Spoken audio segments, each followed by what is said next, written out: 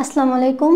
আমি ফাতিহা জাহানিরা এবছর বাংলাদেশ কৃষি বিশ্ববিদ্যালয়ে ভর্তির সুযোগ পেয়েছি, আলহামদুলিল্লাহ। তো আজকে আমাদের পড়ার বিষয় হচ্ছে ক্লাস 9-10-এর একটা অতি গুরুত্বপূর্ণ চ্যাপ্টারের নাম কি? জীবনী শক্তি। জীবনী শক্তি কথাটার মধ্যে কি আছে? শক্তি আছে।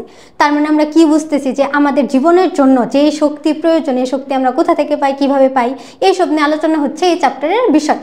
এই চ্যাপ্টারের সবচেয়ে মজার বিষয় হচ্ছে এই চ্যাপ্টারের কোশ্চেন বলে দেওয়া যায় যে এই চ্যাপ্টার থেকে এসব কোশ্চেন আসবে, আর দেখবা সিকিউ এমসিকিউ এর বাইরে কোনো কোশ্চেনই আসে না, কমন কোশ্চেন। ঠিক আছে, তাহলে আমরা দেখি শক্তি আমরা কিভাবে পাই, কোত্থেকে পাই, কিভাবে আসলো আমাদের কাছে শক্তি। আমরা যে বেঁচে আছি এর জন্য তো শক্তির প্রয়োজন, শক্তিটা আসলো কোত্থেকে? চলো আমরা দেখি। তো আমাদের চ্যাপ্টারের নাম কি? জীবনী শক্তি। এই চ্যাপ্টারে আমরা কিছু কিছু ইংলিশ টার্ম একটু মনে রাখার চেষ্টা করব। কিছু কিছু, সব মনে রাখার দরকার নেই, কিছু কিছু আমাদের একটু দরকার পড়বে। হচ্ছে বায়ো এনার্জেটিক্স,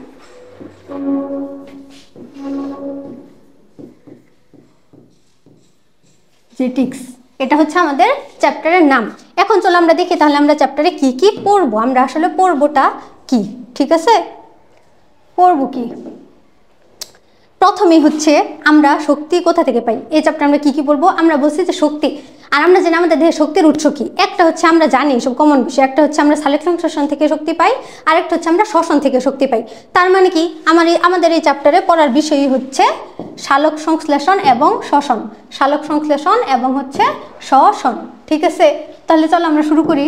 প্রথমেই এই যে স্টার মার্কস, প্রথমে আমাদের হচ্ছে সালোক সংশ্লেষণ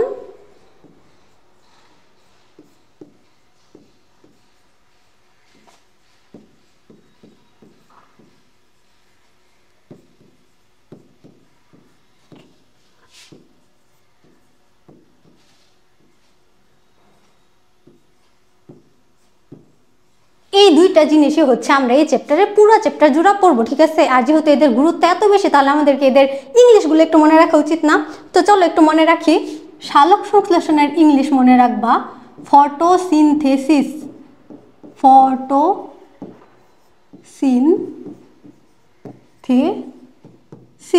ফটোসিনথেসিস। এবং শ্বসনের ইংলিশ কি? শ্বসনের ইংলিশ হচ্ছে রেসপিরেশন। ঠিক আছে, সালোক ইংলিশ কি? ফটোসিনথেসিস, এবং শ্বসন ইংলিশ কি? রেসপিরেশন। আমরা এই প্রক্রিয়াগুলো কিভাবে হয়, কিভাবে আমরা শক্তিটা পাই, এরপর হচ্ছে খাদ্য কিভাবে আমাদের দেহে হচ্ছে জারিত হয়, শক্তি উৎপন্ন করে, এই সব কিছু আমরা এই চ্যাপ্টারে পড়বো। ঠিক আছে, এখন সালোক সংশ্লেষণ আর শ্বসন পড়তে গেলে আমাদের আরেকটু কিছু জিনিস জানার প্রয়োজন আছে। এর মধ্যে সবচেয়ে গুরুত্বপূর্ণ কি? এটিপি। কিছুক্ষণ পরে দেখবা কি এটিপি এসে বসে আছে। এটিপি জিনিসকে আমি তো চিনি না, এখন হচ্ছে আমরা জানবো এটিপি জিনিসটা তাহলে কি। চলো আমরা জানি আমাদের এখনকার বিষয় কি?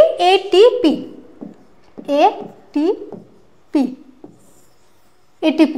এটাকে আমরা কি বলি বলো তো?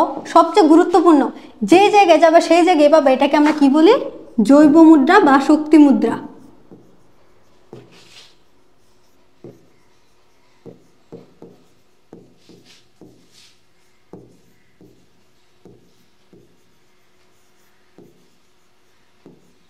জৈব মুদ্রা বা শক্তি মুদ্রা যে আমরা বলি, কেন বলি বলো তো? ধরো কথার কথা, এটা একটা মুদ্রা, এটা একটা মুদ্রা। আমরা তো গুলি বুঝি, মুদ্রা বলতে আমরা কি বুঝি? গোল। তো এটার মধ্যে কি আছে? এই যে এগুলা, এটা হইতেছে শক্তি আছে। কি আছে? শক্তি আছে। এই মুদ্রার মধ্যে কি আছে? শক্তি আছে। এই মুদ্রা কি করে? আমাদের যখন শক্তির প্রয়োজন হয়, আমাদের তো শক্তির প্রয়োজন হবে, তখনও কি করে? ও হচ্ছে ভেঙে যায়। ধরো হচ্ছে এই যে ভেঙে গেছে, এই যে ভেঙে গেছে, এই যে সে নিজের আত্মত্যাগ করে দিছে। ঠিক আছে, এই যে ভেঙে গেছে, ভেঙে গিয়ে হচ্ছে এই যে ভেঙে গেল, ভেঙে যাওয়ার পরে সে কি করবে? আমাদেরকে শক্তি দিবে, আমাদের শক্তি দিবে।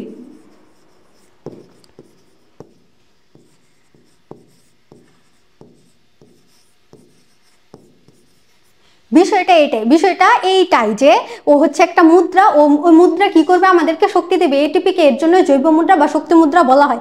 এটা তো আমরা জানলাম যে আমাদেরকে কি দিবে বা কি দরকার। এখন হচ্ছে এটিপি মানে এর তো একটা রাসায়নিক গঠন থাকবে, তাই না? এর তো একটা রাসায়নিক গঠন থাকবে, এটা তো আমরা জানলাম সে আমাদের জন্য কি করে। এখন রাসায়নিক গঠনটা যে থাকবে, এখানে আমরা কি বলতে পারি যে এটিপি যে আছেন, এটিপি জিনিসটা যে আছেন, এই এটিপি হচ্ছে তিনটা জিনিস দ্বারা গঠিত। এটিপি প্রথমে কি? একটা নিউক্লিওটাইড। আমরা মনে রাখবো এটিপি হচ্ছে একটা নিউক্লিওটাইড। যেই নিউক্লিওটাইড কি দ্বারা গঠিত? যেই নিউক্লিওটাইড গঠিত হচ্ছে এডিনিন, এডিনিন। এখন এডিনিন কথাটা আমরা এর আগেও পাইছি। এডিনিন কথাটা আমরা কোথায় পাইছি? এডিনিন হচ্ছে ডিএনএ এর একটা ঘাটনিক উপাদান। ডিএনএ আরএনএ এর একটা ঘাটনিক উপাদান হচ্ছে এডিনিন।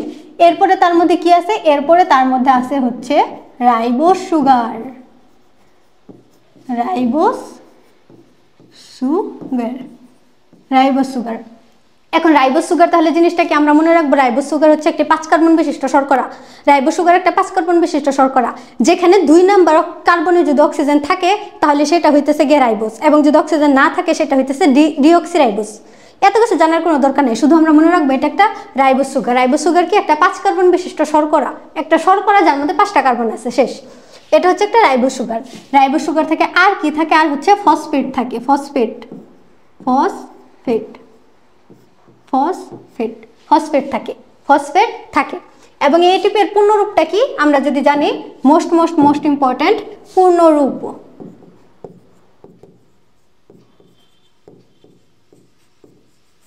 পূর্ণরূপ হচ্ছে এডিনোসাইন ট্রাইফসফেট। এডিনোসাইন ট্রাইফসফেট, ঠিক আছে, এডিনোসাইন ট্রাইফসফেট। এখন হচ্ছে এই যে ট্রাই, ট্রাই কথাটার মানে কি? যেখানে দেখবা ট্রাই আছে সেটা বুঝবা 3, ট্রাই আছে মানে 3। ট্রাইফসফেট মানে কি? এখানে 3টা ফসফেট আছে, 3টা ফসফেট আছে। ট্রাই আছে কথাটার মানে কি? এখানে 3টা ফসফেট আছে, ঠিক আছে, এডিনোসাইন ট্রাইফসফেট। তাহলে কি হবে? এখানে আমরা আরো এএমপি, এডিপি এই কথাগুলো পাবো, ঠিক আছে। এই চ্যাপ্টারের নাম আমরা এএমপি, এডিপি এই কথাগুলো পাবো। তখন আমরা কি বুঝবো? এই এম এর মিনিং হচ্ছে মনো। মনো, মনো মানে কি? একটা। আমরা সিলেবল পড়ছি না, মনোসিলেবল, ডাইসিলেবল, ট্রাইসিলেবল, মনে তো থাকার কথা একটা। মনো মানে একটা। ডাই দিতে ডাই, দিতে ডাই। তাহলে কি এএমপি এর মানে কি? এডিনোসিন মনোফসফেট, এবং এডিপি এর মানে কি? এডিনোসিন ডাইফসফেট, ঠিক আছে। এই জিনিসগুলো আমরা সামনে পাবো, আগে থেকে পড়ে নিচ্ছি, তাই না? আমরা অ্যাডভান্স হয়ে নিচ্ছি, ঠিক আছে। তাহলে এটিপি এর এসব আলোচনা গেল। এখন হচ্ছে আরেকটা কথা আমরা পাবো, সেটা হচ্ছে গিয়ে অজৈব ফসফেট। অজৈব ফসফেট, এখন আমাদের পড়ার বিষয় কি হচ্ছে?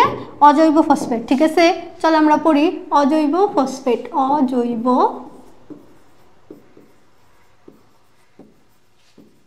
ফসফেট, অজৈব ফসফেট। অজৈব ফসফেটের কোনো ডিটেলস জানা লাগবে না, শুধু জেনে রাখো, মানে যেহেতু পাবা তো মাথায় তো কোশ্চেন আসবে না অজৈব ফসফেট জিনিসটা কি।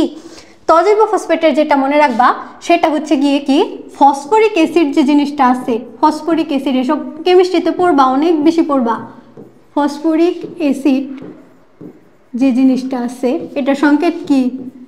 H3PO4 3, আচ্ছা 3 নেই, সরি, H3PO4। এই ফসফরিক অ্যাসিডটা যে আছে, এই ফসফরিক অ্যাসিডের যে লবণ বা অ্যাস্টার সেটাকে হইতেছে অজৈব ফসফেট বলা হয়। ফসফরিক অ্যাসিড থেকে যে লবণ বা অ্যাস্টার পাওয়া যায় সেটাকে আমরা কি বলি? সেটাকে আমরা বলি অজৈব ফসফেট। সেটাকে আমরা কি বলি? অজৈব ফসফেট। সহজ ভাষায় মনে রাখলে, ফসফরাস এবং অক্সিজেন, ফসফরাস প্লাস হচ্ছে অক্সিজেন, এই দুইটা মিলে যা গঠিত হবে সেটাই হইতেছে গিয়া অজৈব ফসফেট। অজৈব ফসফেটকে আমরা এইভাবে লিখি। এটার ফুল মিনিং কি? এটার ফুল মিনিং হচ্ছে inorganic phosphate. Inorganic phosphate, inorganic phosphate, inorganic phosphate, ঠিক আছে। এই কথাগুলো আমরা সামনে পাবো, আর আমাদের পুরা যেই চ্যাপ্টারের পড়াশোনা আছে সেগুলো আমরা বই দেখে দেখে করবো। এটা একটা সুবিধা, তাই না? বই দেখে দেখে করলে বইয়ের কোথায় কি আছে আমাদের জানা হয়ে যাবে, ঠিক আছে। এই পর্যন্ত গেল, ঠিক আছে। এখন হচ্ছে এই এটিপিটা তাহলে গঠিত হয় কিভাবে? এখন হচ্ছে আমাদের জানার বিষয় হচ্ছে এটিপি গঠিত হয় তাহলে কিভাবে। চলো আমরা দেখি, এখন বইয়ে একটু যাই, বই থেকে তারপর আমরা আসি, ঠিক আছে। এই যে জীবনী শক্তি, জীবনী শক্তি, এটার ইংলিশ কি ছিল বলছিলাম? বায়ো এনার্জেটিক্স। চলো আমরা যাই, কি বলছে দেখি। শক্তির প্রয়োজন হয়, শক্তির মূল উৎস সূর্য। যে এই লাইনটা মনে রাখবো, পৃথিবীতে শক্তির মূল উৎস কি? সূর্য। পৃথিবীতে শক্তির মূল উৎস কি? সূর্য। সবুজ সালোক রশ্মির মাধ্যমে, এই যে আমি বলছি আমাদের পুরো অধ্যায়ে দুইটা জিনিস আসে, একটা হচ্ছে সালোক সংশ্লেষণ আর একটা হচ্ছে কি? শোষণ। একটা হচ্ছে সালোক সংশ্লেষণ আর একটা হচ্ছে শ্বসন। এই যে জীবনী শক্তি বা বায়ো এনার্জেটিক্স চ্যাপ্টারের নামটা একটু মনে রেখো, বা এই যে বায়ো এনার্জেটিক্সের মূল উদ্দেশ্য জীবনী শক্তি সম্পর্কে আলোচনা। চলো আমরা দেখি কি আলোচনা করছি।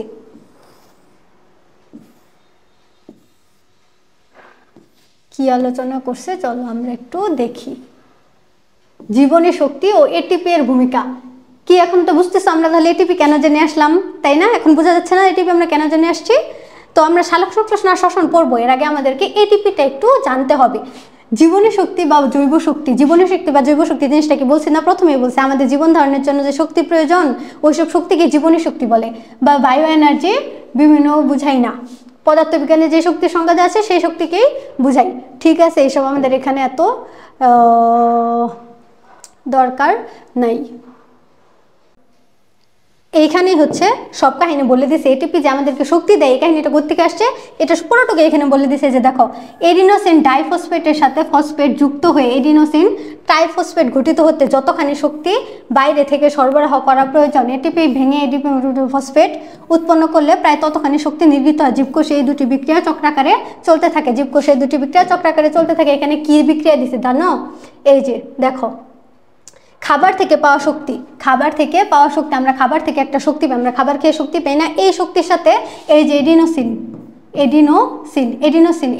হচ্ছে যোগ হয়, যোগ হয়ে কি উৎপন্ন করলো? এই যে এটিপি ট্রাইফসফেট, এডিনোসিন এবং হচ্ছে এর সাথে ট্রাইফসফেট, খাবার থেকে পাওয়া শক্তি এডিনোসিন এর সাথে ট্রাইফসফেট যুক্ত হয়ে এই যে এটা হচ্ছে এটিপি উৎপন্ন করলো। এখন হচ্ছে এটিপি এই যে ভেঙে যাচ্ছে, এটিপি ভেঙে যাচ্ছে, ভেঙে এই যে শক্তি নির্গমন হয়ে যায়, শক্তি বাহিরে চলে গেল, এটিপি ভেঙে শক্তি বাহিরে চলে গেল, এটিপি ভেঙে শক্তি বাহিরে চলে গেছে। এরপরে কি হচ্ছে? এই যে জোড়া লেগে এই শক্তি নির্গমন হয়ে কি হয়? ফসফেট আর এডিপি এর মধ্যে যে এটিপি এর সাথে এডিনোসিন এবং ফসফেটের মধ্যে যে সম্পর্ক ছিল সেটা তো ভেঙে গেল। তো ভেঙে যাওয়ার কারণে শক্তি নির্গমন হয়ে গেছে, আর যেহেতু ফসফেট আলাদা হয়ে গেছে তাহলে আমাদের এখন কি আছে? এডিপি আছে। একটা ফসফেট তো বের হয়ে গেছে। প্রথমে কি বলছি? এটিপি মানে ট্রাই, 3টা ফসফেট, আর এডিপি মানে কি? 2টা ফসফেট, এডিপি এডিনোসিন ডাইফসফেট। তাহলে কি আছে? এডিপি 2টা আছে, এখানে আছে 2টা, আর এখানে কয়টা ছিল? 3টা ছিল। একটা ফসফেট বের হয়ে বিচ্ছিন্ন হয়ে শক্তি নির্গমন হয়ে গেছে। আবার এডিনোসিন আসে, এডিনোসিন এডিপি এর সাথে আবার জোড়া লেগে আবার এটিপি উৎপন্ন করে। এটাকে যদি আমরা এখন সহজভাবে দেখি কি কাহিনীটা, এই যে ধরো হচ্ছে এটা ছিল এডিপি, এখানে এডিপি মানে কি? 2টা ফসফেট আছে, এডিপি মানে কি? 2টা ফসফেট আছে, তাই না? এর সাথে কি করে আমরা যে খাবার খেয়ে শক্তি পাই সেটা কাজে লাগিয়ে এখানে হচ্ছে ফসফেট যুক্ত হয়। এখানে কি যুক্ত হয়? ফসফেট যুক্ত হয়। এই ফসফেট যুক্ত হয়ে কি উৎপন্ন করে? এটিপি। এটাই তো হবে, স্বাভাবিক না? এখানে কয়টা ছিল? 2টা, আরেকটা যুক্ত হয়েছে, আরো একটা যুক্ত হয়েছে, ইজ ইকুয়াল টু কত হবে? 3টা হবে। এটাই কি স্বাভাবিক না? এটিপি। আবার এর আগে যদি আমরা দেখি এই যে এএমপি এর সাথে একটা ফসফেট যুক্ত হয়ে কি গঠন করবে বলো তো? কি গঠন করবে? এডিপি গঠন করবে, আনডাউটেডলি এডিপি গঠন করবে। কারণ কি? মনো মানে কত ছিল? 1, আরেকটা ফসফেট যুক্ত হয়েছে, ইজ ইকুয়াল টু কত হয়ে যাবে? 2 হয়ে যাবে না? ইজ ইকুয়াল টু কত হয়ে যাবে? 2 হয়ে যাবে, স্বাভাবিক হিসাব। তো আমাদের দেহে কি হয়? আমাদের দেহে যে আমরা খাবার খাই, খাবার খেয়ে যে শক্তিটা পাই সেটা দিয়ে এডিপি হচ্ছে ফসফেটের সাথে যুক্ত হয়ে এডিনোসিন যে মূলকটা আছে ফসফেটের সাথে যুক্ত হয়ে একটা ফসফেট যুক্ত হইলে, চলো আমরা একটা লিখি, এই যে ধরো এখানে আছে এডিনোসাইন প্লাস একটা ফসফেট, তাহলে কি হবে? এএমপি, ঠিক আছে? আবার লেখো এডিনোসাইন যোগ 2টা ফসফেট, তাহলে এখানে কি হবে? এডিপি, ঠিক আছে? আবার লেখো এডিনোসাইন প্লাস 3টা ফসফেট, তাহলে কি হবে? এটিপি, ঠিক আছে? 3টা ফসফেট যুক্ত এটিপি উৎপন্ন হবে। তো এডিনোসাইনের সাথে ক্রমান্বয়ে হচ্ছে যে ফসফেট যুক্ত হয়ে একটা বড় যে অণু গঠন করতেছে, ধরো এটিপি এডিপি, এগুলো হচ্ছে আবার ভেঙে যায়, ভেঙে গিয়ে আমাদেরকে শক্তি দেয়। যে প্রথমে বলছে একটা মুদ্রা ভেঙে গিয়ে আমাদেরকে শক্তি দেয়। ঠিক আছে, এতটুকু ক্লিয়ার? চলো দেখি এরপরে কি বলছে, এই প্রক্রিয়াটা একটু বুঝে রেখো। আচ্ছা, এডিনোসিনের পরিচয় আমরা দিয়ে ফেলছি, এডিনিন বা এডিনোসাইনের পরিচয় আমরা দিয়ে ফেলছি। ডিএনএ এবং আরএনএ এর গাঠনিক উপাদান হচ্ছে এডিনিন। এটি একটি নাইট্রোজেন বেস, এটি একটি নাইট্রোজেন গঠিত বেস, ঠিক আছে। 5 কার্বন বিশিষ্ট। এই যে রাইবোজ সুগার, মনে রাখবা রাইবোজ সুগারে কত কার্বন বিশিষ্ট? রাইবোজ সুগার হচ্ছে 5 কার্বন বিশিষ্ট। রাইবোজ সুগার 5 কার্বন বিশিষ্ট, তৈরি হয় এডিনোসাইন। এডিনোসাইন এডিনিনের সাথে 5 কার্বন বিশিষ্ট। তাহলে এখানে কাহিনীটা কি হয়েছে দেখো তো, এখানে যদি লিখি AD9 এর সাথে রাইবোজ সুগার,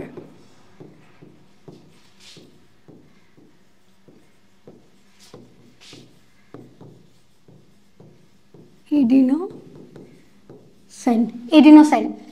এখানে কি বলছে? এডিনিনের সাথে রাইবোজ সুগার যুক্ত হয় কি হয়? এডিনোসাইন। এডিনোসাইন অণুর সাথে পর্যায়ক্রমে 1টি 2টি 3টি ফসফরিক অ্যাসিড, মানে হচ্ছে যে এর সাথে হচ্ছে 1টা 2টা 3টা যুক্ত হয়ে ক্রমান্বয়ে কি গঠন করবে? এএমপি, এডিপি, এটিপি এসব গঠন করবে, শক্তি দিতে হয়। এই বিক্রিয়ার নাম হচ্ছে ফসফোরাইলেশন। ফসফোরাইলেশন মাস্ট মনে রাখবা। কি মনে রাখবা? যে এটিপি উৎপন্ন হওয়ার যে প্রক্রিয়া, এটিপি উৎপন্ন হয়, এটিপি তৈরির প্রক্রিয়া, এটিপি তৈরির প্রক্রিয়া।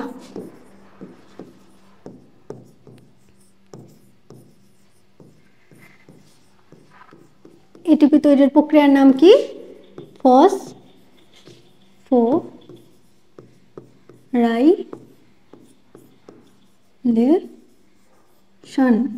ফসফোরাইলেশন, ঠিক আছে।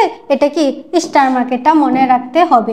এটিপি যে প্রক্রিয়া উৎপন্ন হচ্ছে এটা হচ্ছে ফসফোরাইলেশন। এটিপি যে প্রক্রিয়া উৎপন্ন হচ্ছে এটা কি?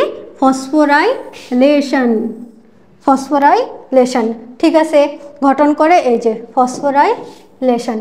আবার এর বিপরীত প্রক্রিয়ায় ফসফেট গ্রুপ শক্তি বের হয়ে আসে, মানে ফসফেট গ্রুপ যখন ওই যে বলছি ফসফেট গ্রুপ যখন ছেড়ে দিয়ে চলে যায় তখন কি হয়? শক্তি বের হয়ে আসে। এর নাম কি? ডিফসফোরাইলেশন। মানে হচ্ছে কি, এই যে ছাড়াছাড়ি হয়ে গেলে আমরা বলি না ডিভোর্স দিছে, তো এই যে ডি আছে মনে রাখবে, ডি যখন হচ্ছে ফসফেট বের হয়ে যাচ্ছে, ছেড়ে চলে যাচ্ছে, তখন কি হচ্ছে? ডিফসফোরাইলেশন হচ্ছে। তখন কি হচ্ছে? ডিফসফোরাইলেশন হচ্ছে। আচ্ছা, ঠিক আছে। এখানে কি বলছে? উল্লেখ্য প্রতি মোল এটিপি অণুর প্রান্তীয় ফসফেট গ্রুপে মোস্ট ইম্পর্টেন্ট, প্রান্তীয় ফসফেট গ্রুপে 7.3 কিলোক্যালোরি এত কিলোজুল শক্তি জমা থাকতে পারে। এখানে কি মনে রাখবা বলো তো? এইখানে মনে রাখবা হচ্ছে, এখানে যেটা মনে রাখার বিষয় সেটা হচ্ছে 1 ক্যালোরি = 4.186 জুল। এটা তেমন লেখা হয় না, এটা লেখার দরকার নাই, আমরা শুধু মনে রাখবো 4.2 joule. 4.2 joule, very 1 calorie = 4.2 joule. এবং হচ্ছে আমাদের এই যে এটিপির যে প্রান্তীয় ফসফেট গ্রুপ আছে, এটিপির মধ্যে তো এই যে ফসফেট গ্রুপ আমরা যুক্ত করতেছি না, এর মধ্যে যে প্রান্তীয় যেটা থাকে সেটার মধ্যে 7.3 কিলোক্যালোরি, প্রায় 30.5 কিলো জুল। আচ্ছা, এখানে যে সম্পর্কটা মনে রাখতে বললাম না, 1 ক্যালোরি = 4.2 জুল। আর কিলো আছে মানে কি? কিলো আছে মানে কি? কিলো আছে মানে হচ্ছে এখানে 1000-এর হিসাব হবে, উভয় ক্ষেত্রে হবে। এটা যদি আমরা বাদ দিই তো 1 ক্যালোরি = 4.2 জুল, তাহলে 7.3 কিলোক্যালোরি, 7.3 ক্যালোরি = এটা গুণ করলে আমরা পাবো না 7.3 4.2 গুণ করে বের করবা, এটা আনসার আসবে। তো দুইটা মনে রাখার দরকার নাই, যে কোনো একটা মনে রাখবা। 7.3 ক্যালোরি সমান 7.3 ক্যালোরি শক্তি জমা থাকে। এরপর হচ্ছে এটা কত জুল, এটা কনভার্ট করে নিবা। তো আমাদের মেন জিনিসটা মনে রাখবে, 1 ক্যালোরি = 4.2 জুল, ঠিক আছে। আচ্ছা, এখানে হচ্ছে এটিপি এর ভূমিকা দেওয়া আছে, এই যে এতটুকু খেয়াল করবে, এটুকু একটু পড়ে নেবা নিজে। আর হচ্ছে এই যে এটুকু মনে রাখবা, এই যে দেখো আমরা যে খাবার খাই তা জারিত হয়, তা কি হয়? জারিত হয় শক্তি দ্বারা। ফসফোরাইলেশন কোন প্রক্রিয়া বলো তো? ফসফোরাইলেশন এটিপি তৈরির প্রক্রিয়া না, মানে আমরা যে খাবার খাই সেটা জারিত হয়, জারিত হয়ে ফসফোরাইলেশন প্রক্রিয়ার মাধ্যমে ভাঙা 2 অণু টুকরা জোড়া লাগে এটিপি তৈরি হয়।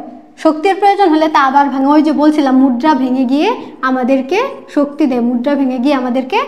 দেয়, তা আবার ভাঙে, শক্তি নিয়ে আবার জোড়া লাগে, খাবার থেকে শক্তি নিয়ে আবার জোড়া লাগে, এই ভাঙতেছে এই জোড়া লাগতেছে, এইভাবে চক্রাকারে চলতে থাকে। এ যেন এক রিচার্জেবল ব্যাটারি, মনে রাখতে হবে। রিচার্জেবল ব্যাটারি কোথায় আছে? এটিপি যে চক্রাকারে চলতে থাকে এটা কি বলা হয়? Rechargeable battery. এটিপি শক্তি জমা রাখে এবং প্রয়োজনীয় ক্রিয়ার জন্য এটিপিকে অনেক সময় জৈব মুদ্রা বা শক্তি মুদ্রা বলা হয়। জৈব মুদ্রা বা শক্তি মুদ্রা, এই যে বায়োলজিক্যাল কয়েন বলা হয় বা এনার্জি কয়েন। জৈব মুদ্রা বা শক্তি মুদ্রা বা বায়োলজিক্যাল কয়েন কাকে বলা হয়? এটিপিকে বলা হয়, এটিপিকে বলা হয়। এখন হচ্ছে আমাদের সালোক সংশ্লেষণ নিয়ে আলোচনা। সালোক সংশ্লেষণ নিয়ে আলোচনা। সালোক সংশ্লেষণ প্রক্রিয়াটা কি আসলে বলো তো? সালোক সংশ্লেষণ প্রক্রিয়া খাদ্য উৎপন্ন করে না? কে উৎপন্ন করে? উদ্ভিদ উৎপন্ন করে। উদ্ভিদের মধ্যে এই সব প্রক্রিয়া চলতে থাকে। আমরা যে প্রাণীরা আছি, আমরা মানুষ, আমরা কি খাদ্য উৎপন্ন করতে পারি? পারি না। আমরা খাদ্য গ্রহণ করি, সেটা জারিত হয়, যে এটিপি এর কাহিনীগুলো আমরা এতক্ষণ দেখলাম। কিন্তু উদ্ভিদ কি করে? খাবার উৎপন্ন করে। আর এই খাবারটা কোন প্রক্রিয়া উৎপন্ন করে? সালোক সংশ্লেষণ প্রক্রিয়া উৎপন্ন করে। প্রথমে বলছি সালোক সংশ্লেষণের ইংলিশ কি? ফটোসিনথেসিস। সালোক সংশ্লেষণের ইংলিশ কি? ফটোসিনথেসিস। কিভাবে উৎপন্ন করে? এটা তো আমরা ক্লাস 6-7 থেকে এই সংজ্ঞা পড়তেছি। সূর্যালোকের উপস্থিতিতে, পাতার ক্লোরোফিলের সহায়তায়, তারপরে কি পানি, কার্বন ডাইঅক্সাইড সহায়তা হইতেছে খাদ্য উৎপন্ন করে। কি করে? খাদ্য উৎপন্ন করে। গুরুত্ব সূর্যালোকের উপস্থিতিতে। আচ্ছা, এখানে একটা কথা মনে রাখবা, আমরা এই চ্যাপ্টার পড়ার সময় অনেক সময় ফটো এই কথাটার সাথে পরিচিত হব। ফটো, এটা কোন ফটো? আমরা যে ছবি উঠাই ওই ফটো না। এই ফটো বলতে কি বোঝায়? এই ফটো বলতেই বোঝায় হচ্ছে আলো। এই সূর্যের আলো হচ্ছে ফোটন কণা। এই ফোটন কণার থেকেই হচ্ছে ফটো কথাটা আসছে, ঠিক আছে? ফটো যে জায়গায় থাকবে মনে রাখবে এখানে হচ্ছে আলো আছে। ফটো আছে মানেই আলো আছে, ফটো শব্দটা আছে মানেই আলো আছে। তো আমরা আবার একটু ফিরে যাই। এই যে ফটোসিনথেসিস যে আছে, এখানে ওনারা কি বলতেছে? ফটোসিনথেসিস যে আছে তার মানে কি? এই সালোক সংশ্লেষণ প্রক্রিয়ায় আলোও আছে। যেহেতু ফটো আছে তার মানে আলো। ফটো ইজ ইকুয়াল টু আলো। তো এই যে সূর্যালোক, সূর্যের আলো, কার্বন ডাইঅক্সাইড এবং পানি থেকে কার্বোহাইড্রেট বা শর্করা জাতীয় খাদ্য উৎপন্ন করে। এই প্রক্রিয়াকে সালোক সংশ্লেষণ বা ফটোসিনথেসিস বলা হয়। এই যে এটা মাস্ট মনে রাখবা, আলোক শক্তি রাসায়নিক শক্তিতে রূপান্তরিত হয়। কি বলছে এখানে? সালোক সংশ্লেষণ প্রক্রিয়ায় আলোক শক্তি রাসায়নিক শক্তিতে রূপান্তরিত হয়। আলোক শক্তি রাসায়নিক শক্তিতে, তাই তো হইতেছে, তাই না? মানে সূর্যের আমরা আলো পাইতেছি, সেটাকে আমরা ওই যে খাদ্য বানায় ফেলতেছি, রাসায়নিক শক্তি বানায় ফেলতেছি, রসায়নের বানায় ফেলতেছি। তার মানে কি? রাসায়নিক শক্তিতে রূপান্তরিত হচ্ছে। বেঁচে থাকে এবং অবশিষ্ট খাদ্য আমাদের দেয়। এইসব নিজেরা পড়লেই পারবা। এখন হচ্ছে মোস্ট ইম্পর্ট্যান্ট, এই সালোক সংশ্লেষণ এই বিক্রিয়াটা মনে রাখতে হবে। 5 স্টার মনে রাখতে হবে। কার্বন ডাইঅক্সাইড কি করছে দেখো তো? এই যে কার্বন ডাইঅক্সাইডের সাথে পানি, আলো আর ক্লোরোফিল। মনে রাখবা আলো আর ক্লোরোফিল আমাদের লাগবেই, মাস্ট। তো আলো আমরা উপর থেকে পাই। এই যে দেখো উপরে দিছি আলো, আর পাতার মধ্যে থাকে কি? ক্লোরোফিল। পাতার মধ্যে থাকে হচ্ছে ক্লোরোফিল। এটা তো আমরা জানি, ক্লোরোপ্লাস্টের একটা রঞ্জক হচ্ছে ক্লোরোফিল। কি? সবুজ রঙের। এই ক্লোরোফিলটা এই জায়গাতে থাকে। ক্লোরোফিল আর আলো সহায়তায় এই যে পানি আর কার্বন ডাইঅক্সাইড মিলে এই যে শর্করা জাতীয় খাদ্য, এটা কি? গ্লুকোজ। এই C6H12O6 এটা কিসের সংকেত? গ্লুকোজের সংকেত। এটা কি? গ্লুকোজ। এবং পানি এবং অক্সিজেন উৎপন্ন করে, ঠিক আছে? তো এখানে মনে রাখবা এই যে অনুপাতটা মনে রাখবা 6-12-6-6। আমি এটা কিভাবে মনে রাখতাম?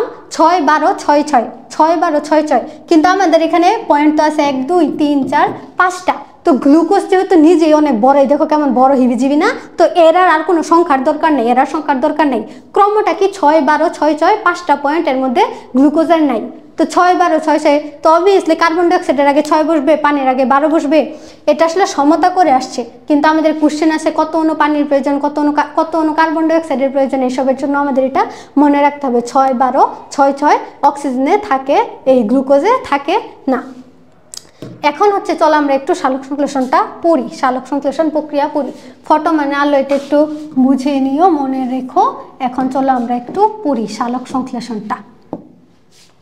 আমাদের পড়ার বিষয় কি? সালোক সংশ্লেষণ।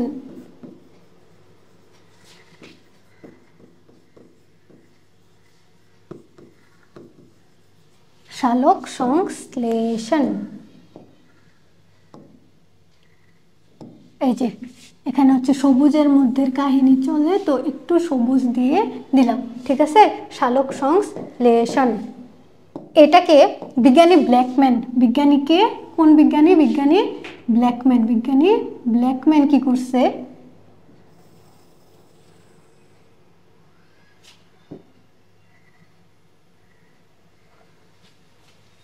ঠিক আছে? হ্যাঁ ঠিক আছে। তো এই সালোক সংশ্লেষণকে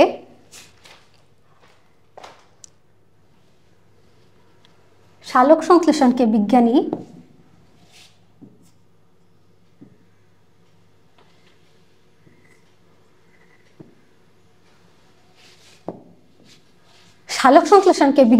ব্ল্যাকম্যান, কোন বিজ্ঞানী? ব্ল্যাকম্যান কত সালে? 1905 সালে। এটুকু একটু মনে রাখবা, যেহেতু লিখতেছি তার মানে অবশ্যই এর প্রয়োজনীয়তা আছে, লিখতেছি মানে প্রয়োজনীয়তা আছে। এই সালোক সংশ্লেষণকে বিজ্ঞানী ব্ল্যাকম্যান 1905 সালে দুইটা পর্যায়ে ভাগ করছে। একটা হচ্ছে আলোক নির্ভর পর্যায়, ফটো আছে মানে আমাদের আলো লাগবে, তো ও কি করছে, এই যে সালোক সংশ্লেষণ একটা প্রক্রিয়া, সেই প্রক্রিয়াকে দুইটা পর্যায়ে ভাগ করছে, একটা আলোক নির্ভর পর্যায়ে আর একটা হচ্ছে আলোক নিরপেক্ষ পর্যায়ে। নিরপেক্ষ মানে কি? তার লাগে না। আমি যদি পানি নিরপেক্ষ হই তার মানে কি আমার পানির কোনো প্রয়োজনীয়তা নাই। তো এখন আলোক নিরপেক্ষ মানে কি? আলো লাগবে না। আর আলোক নির্ভর মানে কি? এখানে আলো লাগবে। সে কি করছে, এই সালোক সংশ্লেষণটাকে দুইটা অংশে ভাগ করছে, যার কিছু কিছু বিক্রিয়া, সালোক সংশ্লেষণ তো একটা দীর্ঘ বিক্রিয়া, এই বিক্রিয়ার কিছু অংশ আলোক নির্ভর পর্যায়ে সংগঠিত হয় এবং কিছু অংশ আলোক নিরপেক্ষ পর্যায়ে সংগঠিত হয়। এখন এখানে আমরা এক চার্ট দিয়ে সব শেষ করে দেব, এক চার্ট দিয়ে সব শেষ করে দিব। তো আমরা দুইটা পাচ্ছি না, একটা হচ্ছে আলোক নির্ভর,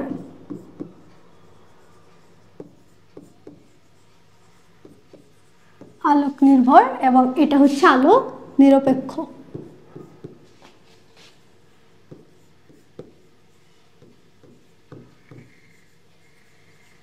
আলোক নিরপেক্ষ। তো একটা কথা মনে রাখবা, আমরা এই যে মাত্র যে পড়ে আসলাম ক্লোরোফিল, ওই যে সালোক সংশ্লেষণের জন্য ক্লোরোফিল দরকার, এটা বলছি না? এই ক্লোরোফিলটা কোথায় থাকে জানো? পাতার মেসোফিল টিস্যুতে থাকে। অনেক এমসিকিউ বা অনেক কিছুতে পাবা, তো এখানে একটু লিখে রাখতে পারো যে পাতার মেসোফিল টিস্যুতে এই সালোক সংশ্লেষণ সংঘটিত হয়।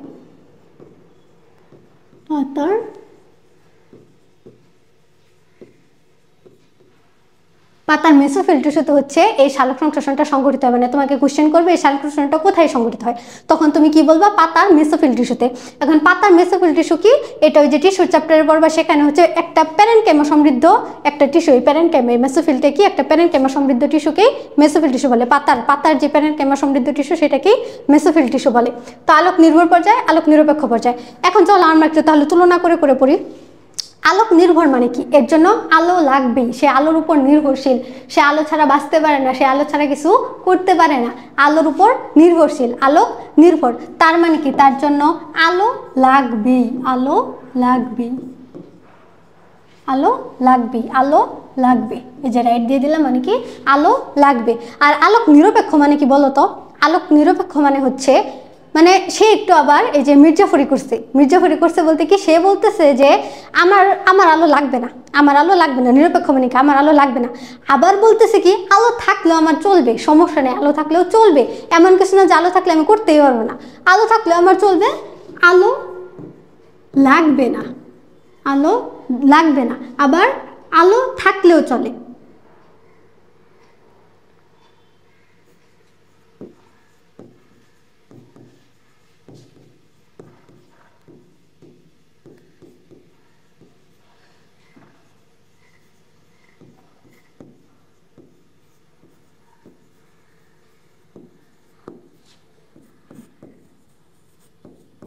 আলো থাকলেও সমস্যা নেই। মানে আলোক নিরপেক্ষটা কি? আলো থাকলেও তার কোনো সমস্যা হয় না, তবে আলোর এক্সাক্ট কোনো দরকার পড়ে না। এ যেমন আলো ছাড়া বাঁচতেই পারবে না, এর এমন কোনো চাহিদা নাই, এর এমন কোনো চাহিদা নাই। এখন চলো আমরা একটু বলি কি উৎপন্ন হয়। এখানে এই যে এখানে একটু মাস্ট মনে রাখবা, উৎপন্ন।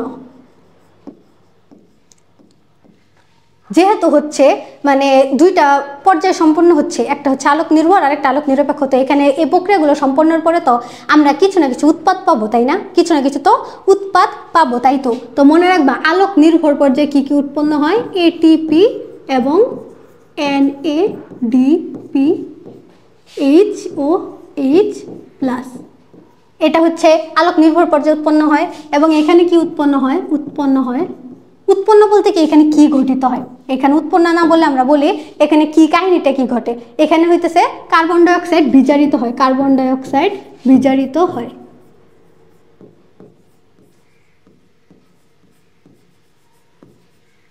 কার্বন ডাই অক্সাইড বিজারিত হয়। তো এখানে হইতেছে এইসব কি জিনিস উৎপন্ন হয়, এখানে কার্বন ডাই অক্সাইড বিজারিত হয়। মনে রাখবা যে এই পর্যায়টায় যা যা জিনিস দরকার এই আলোক নির্ভর পর্যায়ে এইসব জিনিস উৎপন্ন হয়ে যায়।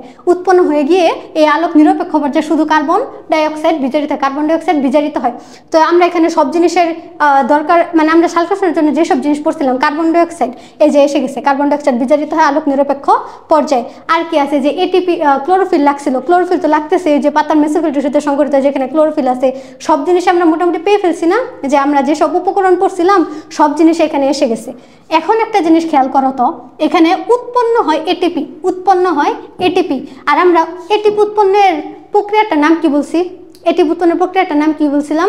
ফসফোরাইলেশন। ফসফোরাইলেশন, এটিপি উৎপন্নের প্রক্রিয়ার নাম কি ছিল? ফসফোরাইলেশন। ওই যে এডিপি এর সাথে একটা ফসফেট যুক্ত এটিপি উৎপন্ন করে, এটার নাম আমরা কি দিছিলাম? ফসফোরাইলেশন দিছিলাম।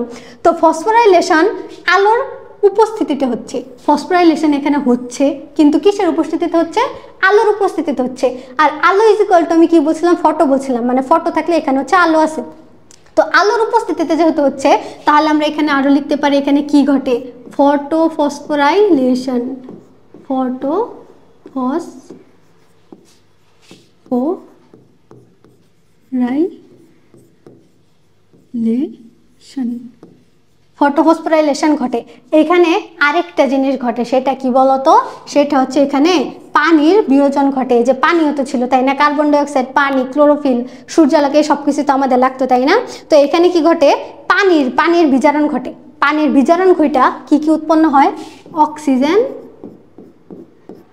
হাইড্রোজেন, অক্সিজেন, হাইড্রোজেন ও ইলেকট্রন। পানি বিযোজিত হয়, বিজারণ না তো, সরি, এখানে হচ্ছে পানি বিযোজিত হয়, পানি ভেঙে যায়। পানি বিযোজিত হয় মানে কি? পানি ভেঙে যায়। কাহিনীটা কি হয়? যে এরকম হয়, পানি মনে করো ভেঙে যাচ্ছে, ভেঙে গিয়ে কি কি উৎপন্ন করে?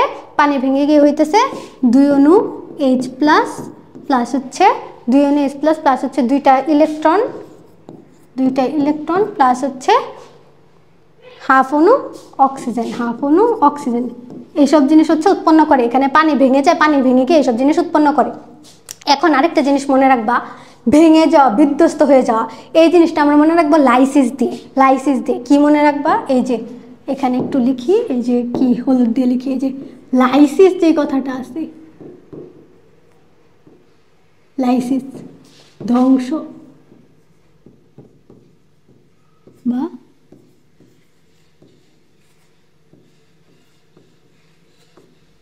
বা বিলুপ্তি বা যাই বলো, লাইসিস মানে কি? সে ভেঙে যায়, ধ্বংস হয়ে যায়। তো এখানে কি হচ্ছে? এখানে পানি ভেঙে যাচ্ছে না? এখানে কি হচ্ছে? পানি ভেঙে যাচ্ছে। তাই তো আমরা দেখতেছি পানি ভেঙে যাচ্ছে। এবং কোথায় যাচ্ছে? এই যে মনে রাখবো আলোক নির্ভর পর্যায়ে পানি ভেঙে যাচ্ছে, আলোক নির্ভর পর্যায়ে পানি ভেঙে যাচ্ছে। তার মানে এখানে কি আছে? ফটো। আলো আছে মানে ফটো আছে। তাহলে এখানে আরেকটা প্রক্রিয়া সংঘটিত হয়, সেটা হচ্ছে ফটোলাইসিস।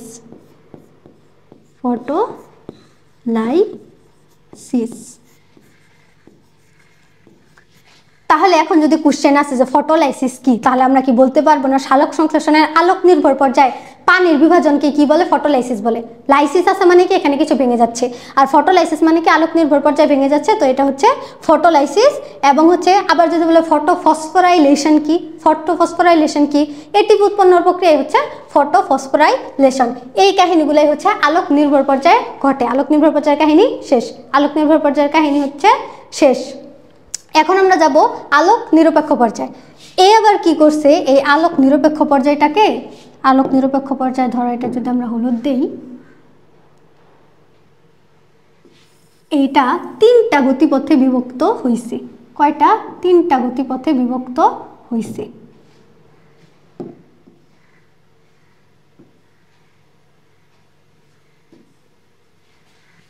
তিনটা গতিপথে বিভক্ত হয়েছে। এগুলোকে আরেকটু এই সাইডে লিখে দিই ছোট ছোট করে। 2টা ইলেকট্রন প্লাস অক্সিজেন। এটা হচ্ছে আলোক নির্ভর পর্যায়ে কাহিনী শেষ। এখন হচ্ছে আমরা আলোক নিরপেক্ষ পর্যায়ে যাব। আলোক নিরপেক্ষ পর্যায়ে কি হয়? আলো লাগে না, আবার আলো থাকলেও তার কোনো সমস্যা হয় না।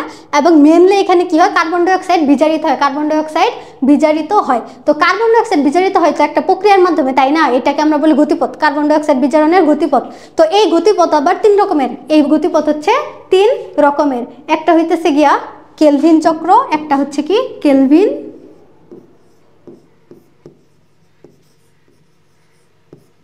আরেকটা কি হ্যাচ ও স্ল্যাক,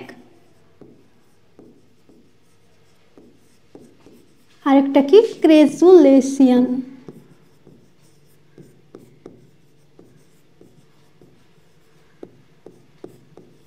ক্রেজুলেশিয়ান, ঠিক আছে। এখন হচ্ছে কি কেলভিন চক্র। কেলভিন চক্র কি? কেলভিন চক্র কোথায় ঘটে, হ্যাচো-স্ল্যাক চক্র কোথায় ঘটে, ক্রেজুলেশন কোথায় ঘটে, এইসব দেখে ভয় পায় না। এই নামগুলো হচ্ছে বিজ্ঞানীদের নাম, এই নামগুলো কাদের নাম? বিজ্ঞানীদের নাম, ঠিক আছে।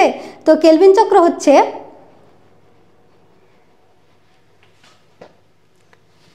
কেলভিন চক্রটা কোথায় ঘটে, এখন আমরা মনে রাখবো কোথায় ঘটে, কাদের মধ্যে ঘটে। তো কেলভিন চক্র ওদের মধ্যে ঘটে যাদের স্থায়ী পদার্থ মানে কার্বন ডাইঅক্সাইড বিজারিত হয়ে না একটা স্থায়ী পদার্থ গঠন করে। তো যে সব উদ্ভিদের মধ্যে 3 কার্বন বিশিষ্ট ফসফোগ্লিসারিক অ্যাসিড প্রথম স্থায়ী পদার্থ গঠন করে তাদের হচ্ছে কেলভিন চক্র সংঘটিত হয়। যে সব উদ্ভিদের মধ্যে 4 কার্বন বিশিষ্ট অক্সালোএসিটিক অ্যাসিড গঠন করে তাদের মধ্যে হ্যাচো-স্ল্যাক চক্র গঠিত হয়। এবং ক্রেজুলেশন নিয়ে আমাদের বইয়ে কোনো আলোচনা নাই, 9, 10 এর সিলেবাসে কোনো আলোচনা নাই। তো এর মধ্যে আমরা কি পেতেছি, কার্বন ডাইঅক্সাইড বিজারিত এখানে কি উৎপন্ন করে, 3 কার্বন বিশিষ্ট ফসফোগ্লিসারিক অ্যাসিড, 3 কার্বন বিশিষ্ট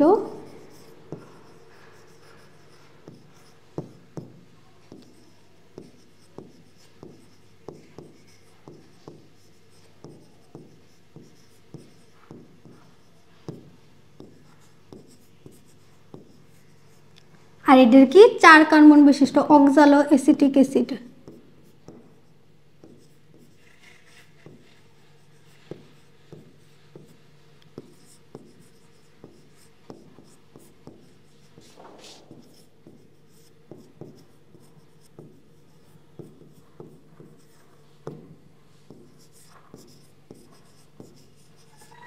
বুঝাইতে পারছি যে কেলভিন চক্র হ্যাচো-স্ল্যাক চক্র বিষয়টা কি, কার্বন ডাইঅক্সাইড বিজারিত হয়ে একটা স্থায়ী পদার্থ একটা স্থায়ী উপাদান গঠন করে।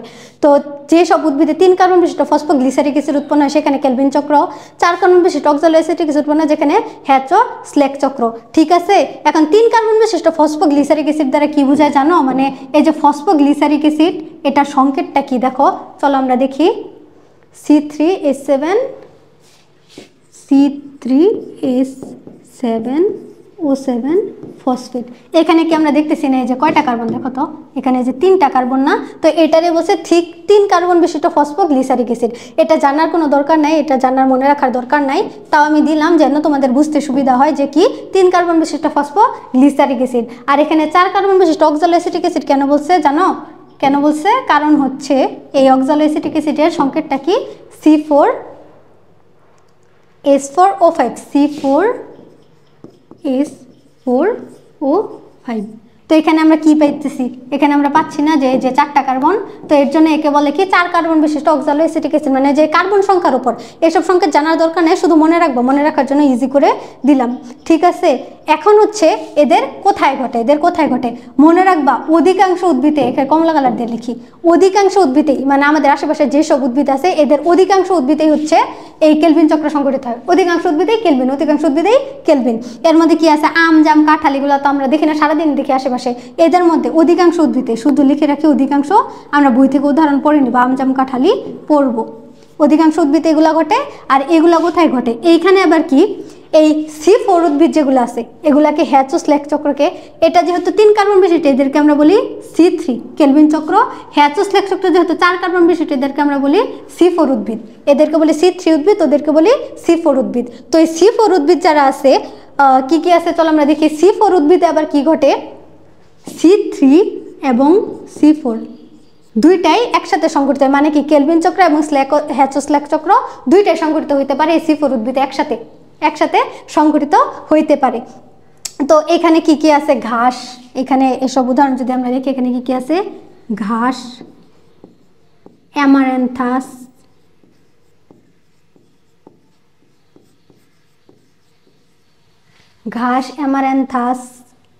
তারপরে কি ভুট্টা আখ, আবার মুথা ঘাস, ভুট্টা আখ, আবার কি মুথা